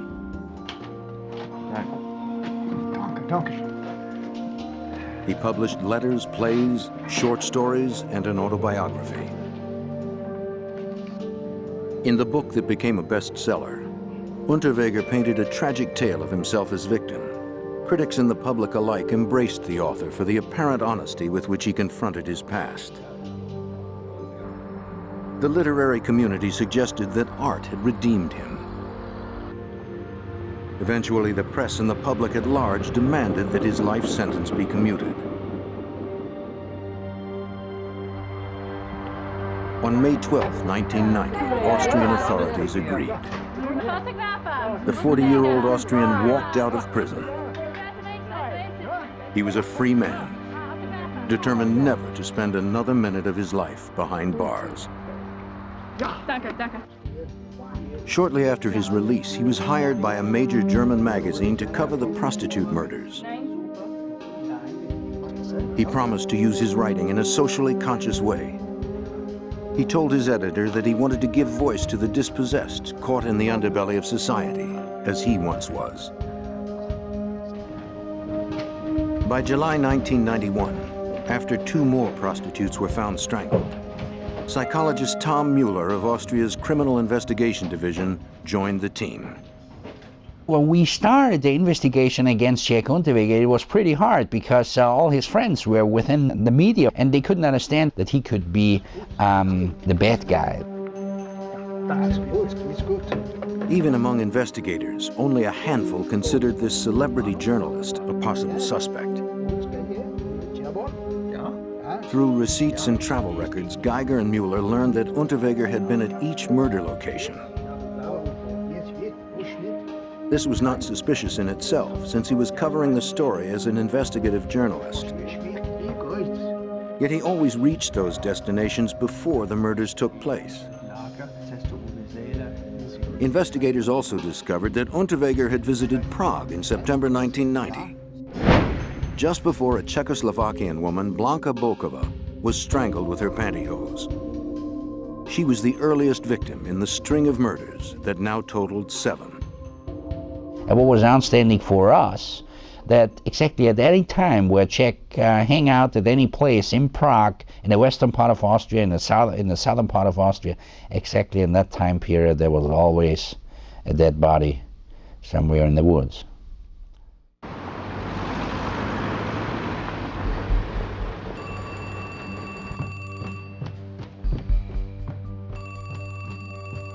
In Austria, another woman, Regina Prem, had been missing for months and presumed dead. Her family waited desperately for news of her fate. In October of 1991, the grief-stricken husband and son received a chilling phone call to their unlisted number. The caller told him that he was Regina's killer and described what she was wearing the night she disappeared. The caller claimed that he was the executioner, that God ordered him to do it, that she was left lying on the place of sacrifice with her face turned towards hell. The phone call was cruel torture to an already traumatized family. When police recovered her body, they confirmed Regina Prem was the killer's 8th victim to date. The discovery put them no closer to stopping the killer.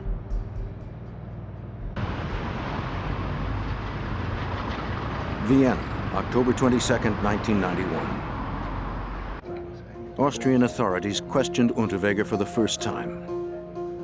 With no hard evidence to connect him to the crimes, they hoped for a confession. He admitted to consorting with prostitutes for his writing assignments and for sex. But he denied knowing the victims.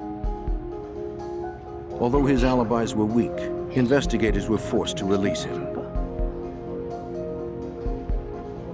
Their evidence was merely circumstantial, and his public support was growing. But Mueller and Geiger still believed Unterweger was a strong suspect and continued digging into his past. They tracked down the car Jack drove when he was first released from prison. But it had been a year since he sold it, and the likelihood of finding any usable evidence was slim. The team uncovered little, except a hair fragment. It's good.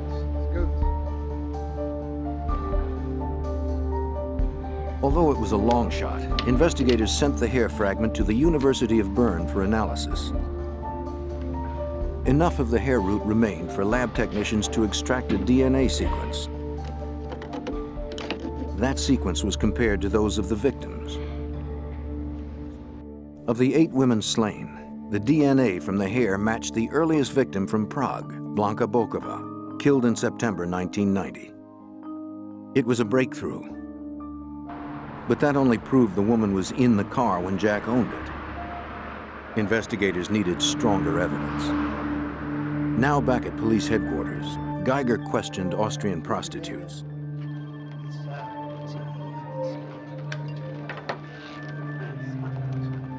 They recognized Unterweger as a regular customer who insisted they wear handcuffs during sex. More importantly, one recalled seeing him approach her friend, Heide Marie Hammerer, the first victim discovered in Bregenz. She also remembered he wore a brown leather jacket on that night.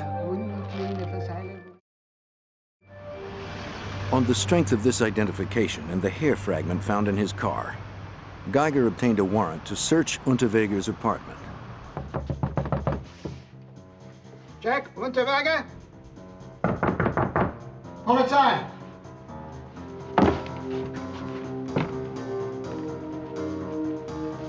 When the police arrived, Unterweger was nowhere to be found. They took away clothing, including a brown leather jacket for forensic examination. Then one of the detectives discovered some receipts in a trash can. They were from a seafood restaurant in Malibu, California, dated 9 months earlier. Jack Unterweger had been to the United States. But the apartment search yielded less than the investigators had hoped. They found no hard evidence that directly tied Unterweger to the slayings. Since their case was still too weak to issue an arrest warrant, the investigation stalled. Jack Unterweger was still one step ahead. To stop him, Geiger needed help from those more experienced with catching serial killers. He needed the FBI. The Austrian investigators visited the U.S. Embassy.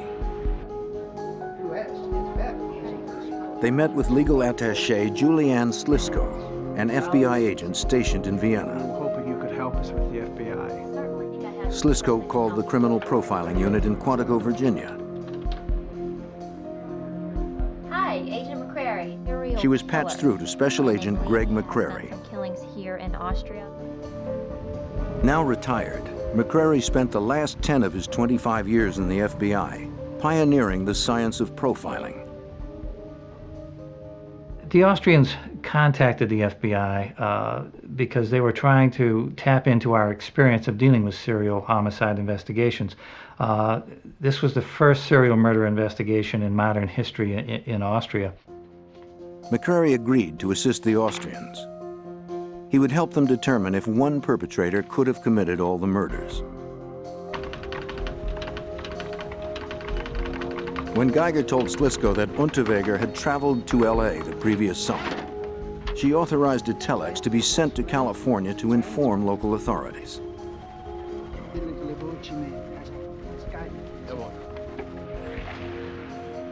Over the next several days, Geiger and Mueller prepared for their trip to the FBI, packing crime scene reports, autopsy protocols, and photos. Then they received a call from LA detective Fred Miller. Miller had received their telex and said that California had suffered a similar pattern of killings during the prior summer. Now investigators turned their attention to LA, 6,000 miles away, in the hunt for the Austrian serial killer. By the fall of 1991, 8 women had been found dead in Central Europe. The prime suspect was Austrian celebrity writer Jack Unterweger. But little forensic evidence tied him to the crimes. And the public believed the police were pursuing an innocent man. An FBI telex from Vienna to California caught the attention of Los Angeles detective Fred Miller. He and his partner, Jim Harper, had been working for months on a series of unsolved murders. In style and pattern, the LA crimes resembled the ones that Unterweger was suspected of in Austria. This immediately lit the fires, and it was just unbelievable to go all these 8 months and without the suspect turning up or another murder. This was quite a boost to the investigation. The American and Austrian investigators compared notes. The cases were clearly similar. The victims were prostitutes. All had been strangled using intimate apparel, and all the bodies were left in remote locations. Now, Miller and Harper began to reconstruct Unterweger's visit to California. They checked the airlines, car rental agencies, and hotel logs. From these, they created a timeline of his movements. We learned that he came to Los Angeles in June of '91 on vacation, right around June the 2nd or 3rd, and that he left around the 17th of July. In the summer of 1990, Unterweger visited LAPD headquarters. And I'm a journalist, and I am interested. He strolled into the public relations office, presented his press credentials, and signed up for the ride-along program. And the Austrian police. This program allows civilians to tag along with police in their cruisers as they patrol the city. Tonight at 8:30 p.m. As all Jack's credentials were in order, the request was accepted. It's Jack Unterweger.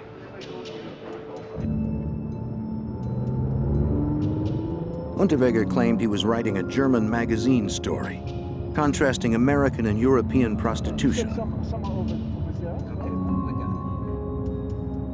He asked to be shown where the city's prostitutes hung out. The officers introduced him to the seedier areas of Los Angeles. Detective Jim Harper explains. I mean, if you come to a city as big as Los Angeles, you know, prostitutes don't hang out everywhere. You gotta know where they hang out. What better way to do that than get a ride along with the police department?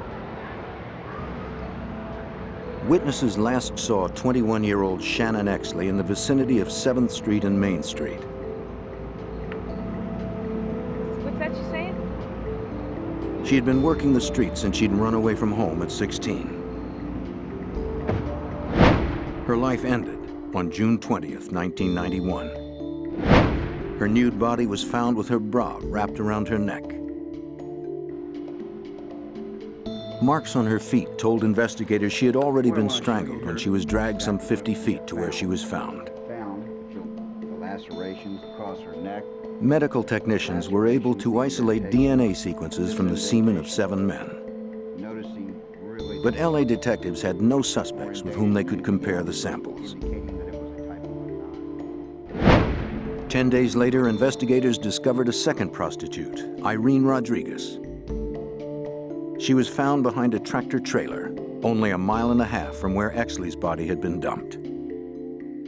Both women had been strangled with their bras, and both were last seen in the vicinity of 7th and Main Street. The detectives discovered that Unterweger was living nearby. we learned that he stayed at the Cecil Hotel, which is located at 643 South Main, which is right on the corner of 7th and Main Street, and that's the location where, close proximity where both our victims were last seen. A third victim, Sherry Long, was found near Malibu less than 2 weeks later. Once again, Unterweger was staying at a hotel in the vicinity Long was last seen. Around her neck, her bra was tied tightly. Detective Jim Harper remembers the unique method of strangulation. The way the bras were tied around their neck was nothing that I had seen before. It looked to me it took a lot of intricate time to really take time with the victim and put it around their necks and tie it. Los Angeles criminalist Lynn Harold compared the knots to see if there was a pattern in the way each had been made and tied. In order for the knots to be made, the wearing apparel had to be dismantled in some form. It's not like the bras were just taken and tied in a square knot, but they were stripped of the elastic, always on the left side. And if 3 people randomly went out and strangled 3 people, it is extremely unlikely that all 3 of them would come up with this same scenario. Now Geiger and Mueller added the information from the Los Angeles murders to their own case and headed to Virginia. They hoped that the FBI could determine whether one man had indeed killed all 11 women. Back in Austria, Jack Unterweger maintained a high profile. The celebrity journalist continued to publish his articles and appeared on television to talk about the murders. He told audiences that the Austrian police were inept at finding the real killer and had singled him out as a scapegoat. Unterweger claimed that the authorities were determined to send him back to prison, even if that meant framing him for the grisly crimes. Unterweger remained popular with the public at large and in the nightclubs where he was a regular. To his fans, and especially women, he was still charming. He boasted the police had no evidence, only theories. And they would never be able to send him back to prison. In August 1992, Austrian detectives arrived at Quantico, Virginia. They needed an experienced FBI profiler to help them capture the serial killer that had left 11 women dead in Central Europe and California. The Austrians came with 12 boxes of evidence.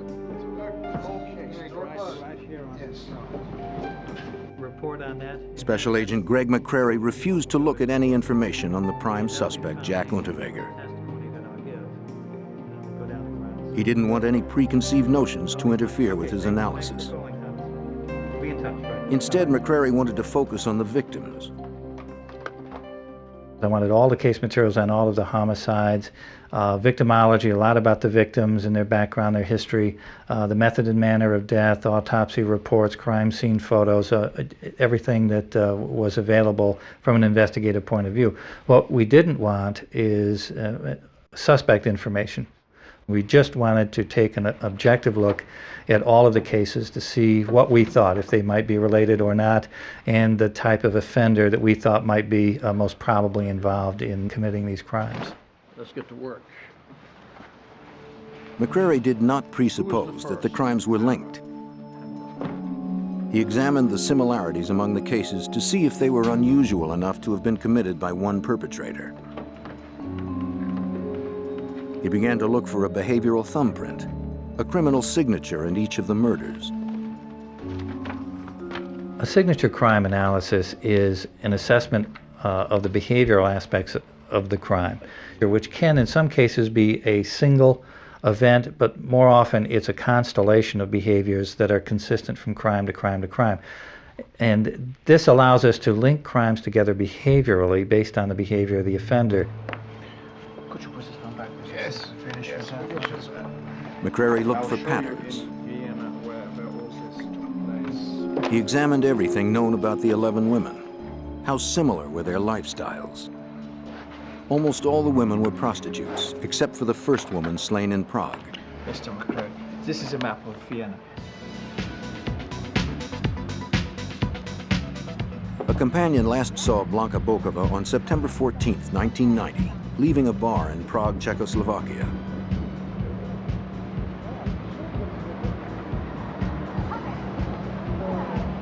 Bokova worked as a sales clerk at a butcher shop, but was known to trade sex for favors. Her body was left on the bank of the Vlatva River in a stretch of woods near Bokova's home. The killer had strangled her with her own nylon stockings. He left her naked, covered with sticks and twigs. He threw her clothes and identification in the river. The first victim Austrian police found had been a registered prostitute for 10 years, Heide Marie Hammerer. In the early part of her career, she had suffered several violent attacks from customers, so she was known to be cautious. Hammerer was last seen outside a parking garage on December 5, 1990.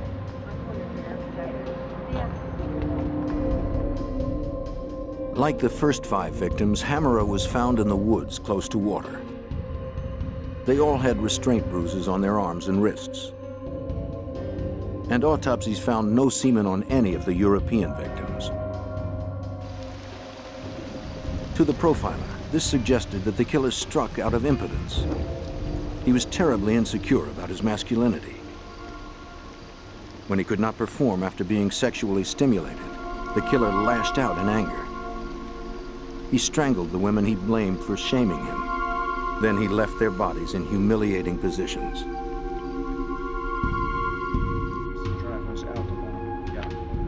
Next, they focused on the LA murder victims. Did they fit the pattern that had been established in Europe? Shannon Exley was found face down in a grassy area near a freeway exit. She was nude except for a t-shirt and a pair of socks. She had been dragged 50 feet from the pavement to the location where she was discovered, after being strangled with her brassiere.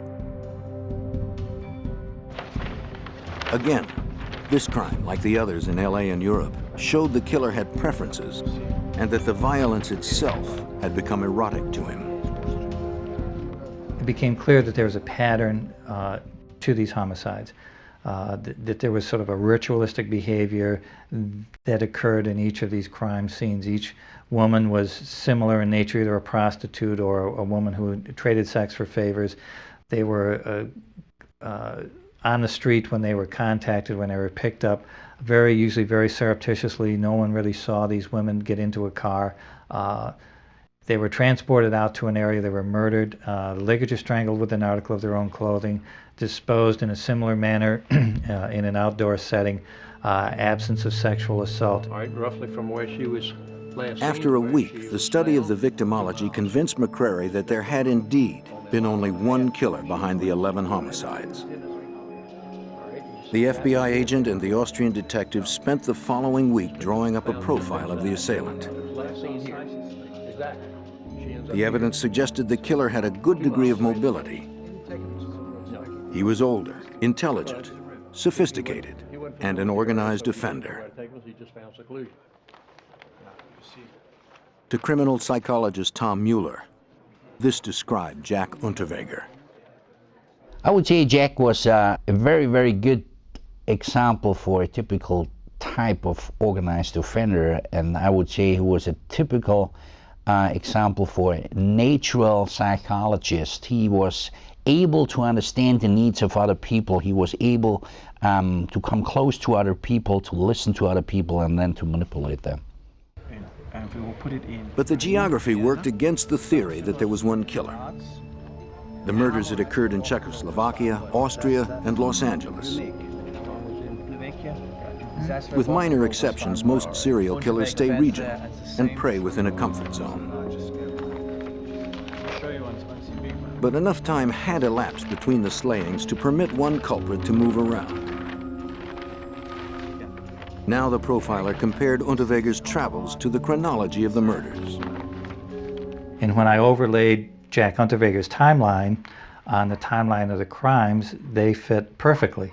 And that was really a dawning moment, the aha moment, the moment that's really exciting in analysis like this, because now you have a suspect whose movements correlate perfectly with each of the homicides, as well as his prior homicide that he had been convicted for, bearing a lot of similarities to these homicides. We can put him in each place at each time these crimes occurred. And either Jack Unterweger was the unluckiest man in the world to have been there, or he was an excellent suspect. In Austria, Unterweger continued to enjoy his freedom and notoriety. Some women still found him appealing, even though the former convict was a prime murder suspect. This perplexed Detective Fred Miller. One of the interesting facets of Jack Unterweger was that he could carry on a normal relationship with a female and still be this cruel and murder other females. High school student Bianca Mrak was one of those that fell under his charm. The impressionable 18-year-old met Unterweger in a wine bar where she worked as a waitress. She was flattered by the attention from the celebrity writer. He told her he was tiring of all the publicity in Austria and might leave the country, maybe to Switzerland. She agreed to go with him wherever he went.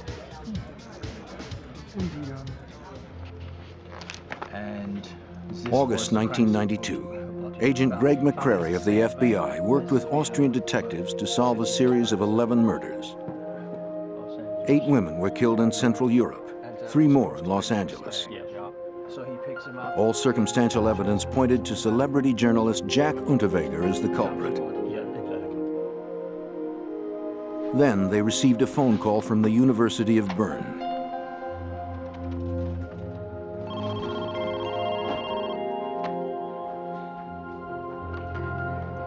Austrian lab technicians had completed the fiber analysis of clothing confiscated from Unterweger's apartment weeks before.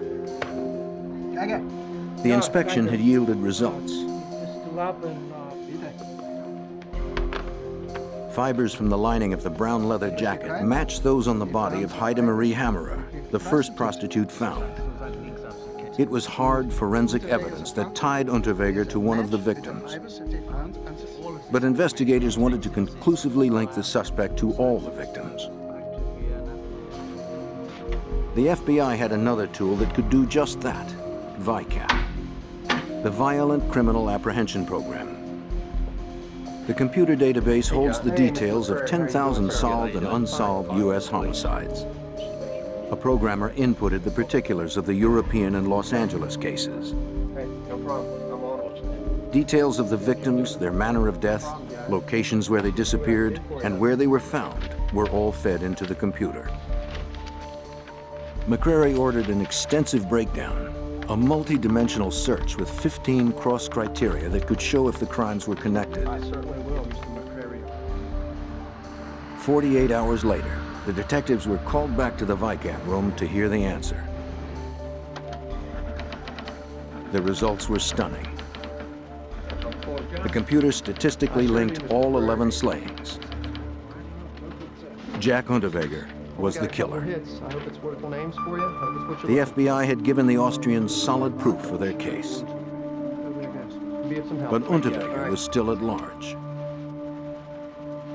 The Austrian detectives immediately returned to Vienna. Armed with the FBI profile, authorities issued an arrest warrant for Johann Jack Unterweger. Again, the police descended upon the writer's residence.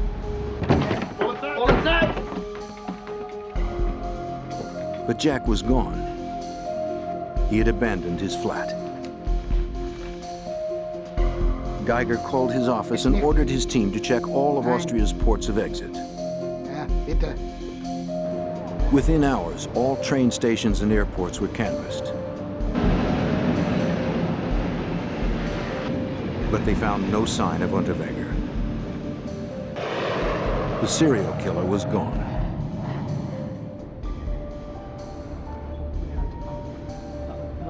Unterweger had already fled with Bianca Marak beyond the reach of Austrian authorities.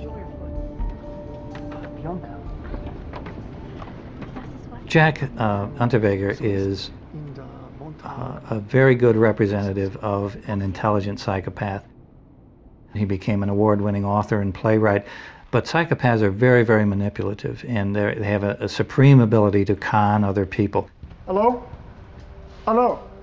Ja. Ja, ich bin hier. On a stop in Paris, Jack called into television shows and protested his innocence. He said his flight was not an admission of guilt, but an attempt to evade a frame-up by the police. He promised to return to Austria and answer all questions if the arrest warrant was withdrawn.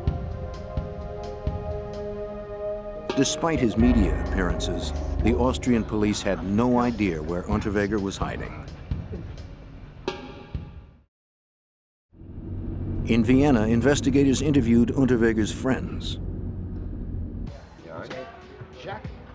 They were unfazed by the fact that he had been indicted for multiple murders. They said that Jack had run off for a holiday in America with Bianca Marak, a former waitress from the wine bar.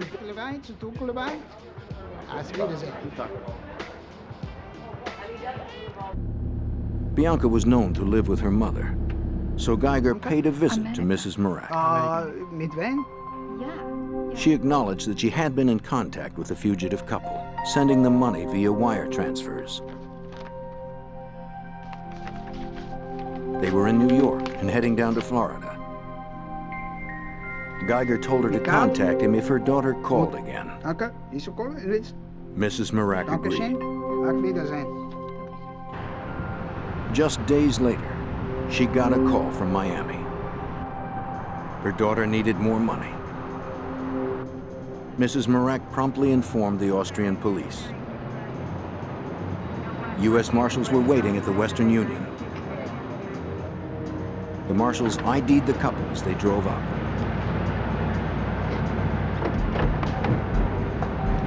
U.S. Marshals, you're under arrest! U.S. Marshals, you're under arrest! Unterweger was quickly apprehended. Not right. He was jailed in Miami to await extradition. Both the nation of Austria and the state of California wanted to prosecute him. LAPD Detective Fred Miller began conferring with his Austrian counterparts. After Jack's arrest in Miami, we dealt almost on a daily schedule with the Austrian authorities, trying to put the information they had on their murders together with the information on the California murders. The Austrian authorities made trips to Los Angeles. They provided us with whatever materials we needed, photographs of the crime scenes, information on the victims, information on Jack. The Austrians wanted to prosecute Unterweger in their court for all 11 murders. But they knew that would be difficult. The Austrian public perceived Jack as a celebrity. Detectives would have to convince them that Jack's private evil side was the reality. Special Agent Greg McCrary explains.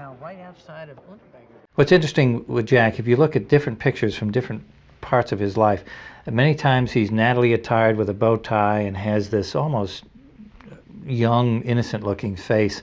But then if you see him with his shirt off and you look at these really diabolical, involved prison tattoos that are typical of the more violent psychopathic offenders you have in prison, you see the dichotomy between Jack's outward appearance and the inner psychopathology becomes more apparent. Always try to get The LAPD detectives obtained a search warrant for tissue samples from the prisoner. In Miami, a technician drew blood, took hair samples and swabs of saliva for DNA testing. The samples were sent back to a Los Angeles lab for analysis. His DNA matched that found in the semen from Shannon Exley. But Exley's body contained semen from 6 other men, And what's her last name? and there was no sexual discharge found in the other 2 LA prostitutes. Jack Unterweger worried that he would be transferred to California, where a death penalty was possible. He did not want to die in the gas chamber. But if he went back to Austria, he could be tried for the crimes on both continents. Criminal psychologist Tom Mueller explains. If an Austrian citizen is committing a crime wherever in the world, the Austrian law is responsible for that guy. So the American authorities gave the clearance to bring Mr. Unterweger here back to Austria. But Unterweger could delay this by fighting extradition. How are we going to Austria? You know, Jack. LA detectives pressured him. They assured Unterweger that he would be found guilty in California and reminded him of the state's death penalty. Of these crimes. Fearing the gas chamber, he agreed to deportation. You'll sign the extradition. Despite the evidence, he still enjoyed popular support at home. Let's go. And Unterweger believed he could persuade a jury that the authorities were wrong. But the Austrians were betting on the FBI profile.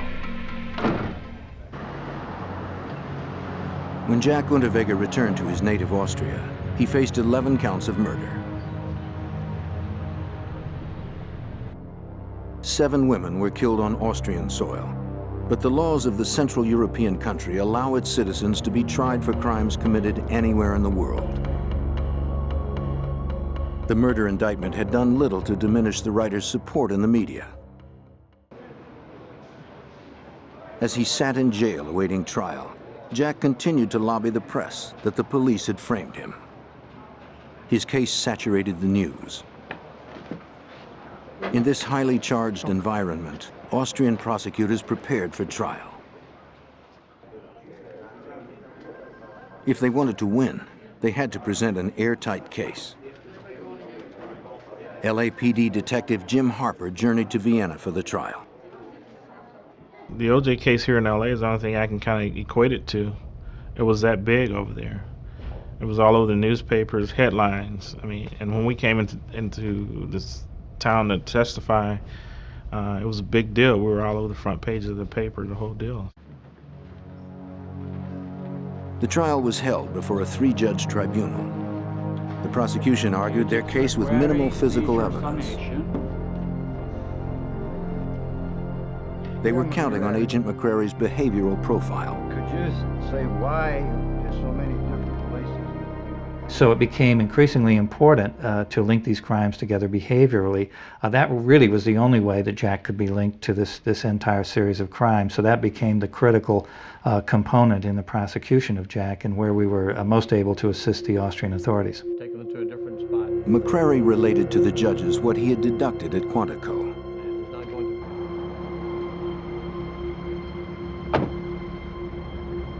The killer always chose prostitutes, or those who traded sex for favors. He was criminally sophisticated, older, at least in his late 30s.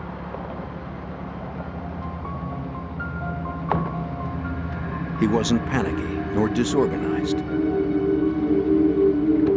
He possessed inner rage, but it was very controlled.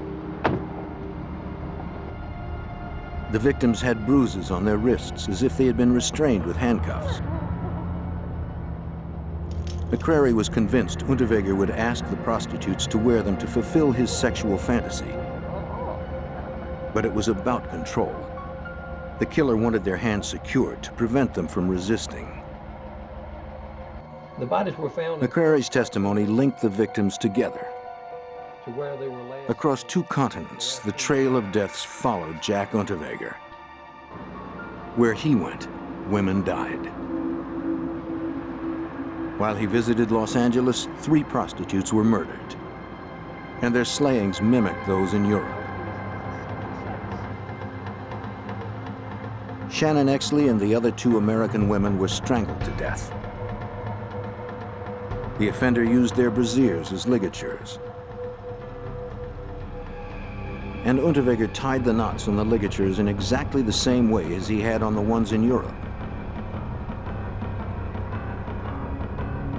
McCrary pointed out that the probability was infinitesimal that more than one killer committed the crimes. What are the chances that more than one offender would be not only choosing to ligature strangle a victim with an article of her own clothing, but he would tie the knots in exactly the same way? Very, very remote chance that we've had different offenders committing the crime in that manner.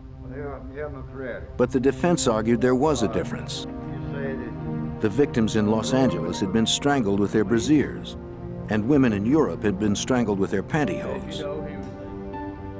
But McCrary countered that European prostitutes do not wear brassieres. What mattered to the killer was that he used an intimate article of the victim's clothing. The prostitutes, I'm sure that he was much more hurried. LA criminalist Lynn Harold was asked to compare the knots from the pantyhose to those from the bras. In the case of the pantyhose, you had one leg. The second leg was double backed on itself and used as the third segment for the weaving or braiding, in a manner extremely similar to one of the bra cases where the two pieces of elastic formed two segments and the left strap was pulled through as the third braid. In all, the trial lasted 2.5 months.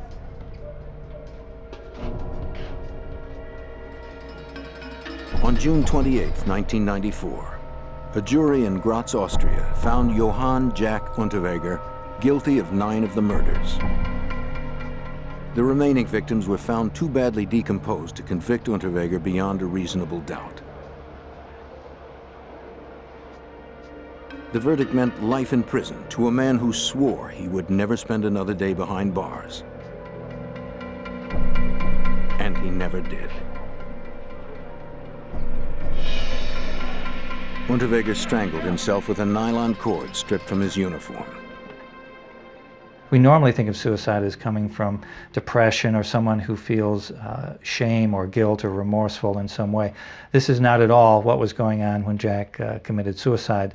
More psychopathic offenders like Jack do it to exert control, and it's the last great defiant act that he exercised to wrest control of this situation away from the government, away from the authorities. He would not allow himself to be imprisoned for the rest of his life. Jack Unterweger proved that serial killers are not just an American phenomenon. European law enforcement agencies realized that to fight criminals of this sort, they would have to follow the FBI's example. What we learned out of their case was that in Austria and even in Europe, we didn't have a similar system like VICAP. Violent Crime Apprehension Program.